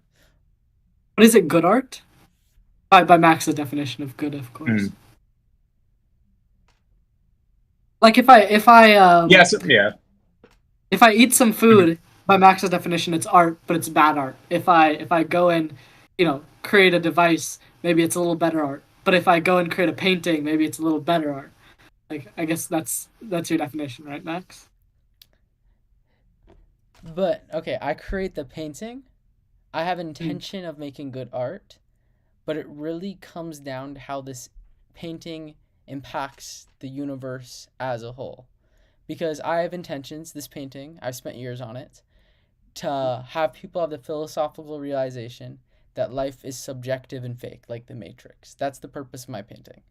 Then, Rishi and Caleb, you go to an art museum, you see this painting, and you look at it, and you're like, That's dog shit. I can't even tell what that is. So it's really the art piece and how it plays in the system of the universe as a whole. So it's really hard to measure what truly it's very subjective what good and bad art is right now, but with more data, I can make better conclusions, and inherently my opinion on good and bad art is completely subjective until I know everything, and then I can see if there really is a universal good or bad. All right. Well, I think unless we have anything more to add, that's a good place to end it right there. Heavy stuff, but yeah, I I guess this was a good discussion. We got some good Yeah. definitions out of it, and Yeah. there was a lot of talking about what is right, good, artistical, valued. Uh, yeah, it was a great discussion. Thank you, guys. Yeah. Yeah, ultimately, like it is all subjective, and like everyone is going to have their own definitions, like no matter what any of us come up with, right? And I think ultimately, I guess that really is the beauty of art as a concept, is the fact that it like plays that way, right? And like it makes us like we wouldn't have be having this discussion in the first place if like there weren't things out there that were doing that, right? Mm. Yeah, and like this is something that people have been like, yeah, arguing over for hundreds of thousands of years, right? So I still I think mean, not that it's like long, but like, yeah, it's as long as valuable to there's have. been art, people have been arguing over what it is. So yeah, It's good to have those conversations yeah, because then the artists, are able to interpret their own art better, make better art. It's, when you get at that base level, you can construct up from there. So yeah, yeah, well, yeah. Ultimately, I do agree with you, and it's just like a different choice of how to define things. But as far as like the outlook goes, I actually do share a very similar outlook. Hmm. So yeah, Dude, the conversation between you two just now, that was a piece of art to end this discussion. You both summarized everything wonderfully. From Caleb being able to say how everything's subjective and Rishi going through all the points. Man, this was a great meeting, and it was incredible meeting you with you, Caleb. I loved your ideas. I hope to talk more thanks. with you. Yeah, it was great talking. all right. Well, venture Cool. forth, guys. See you in a Venture bit. forth. All right. Good night.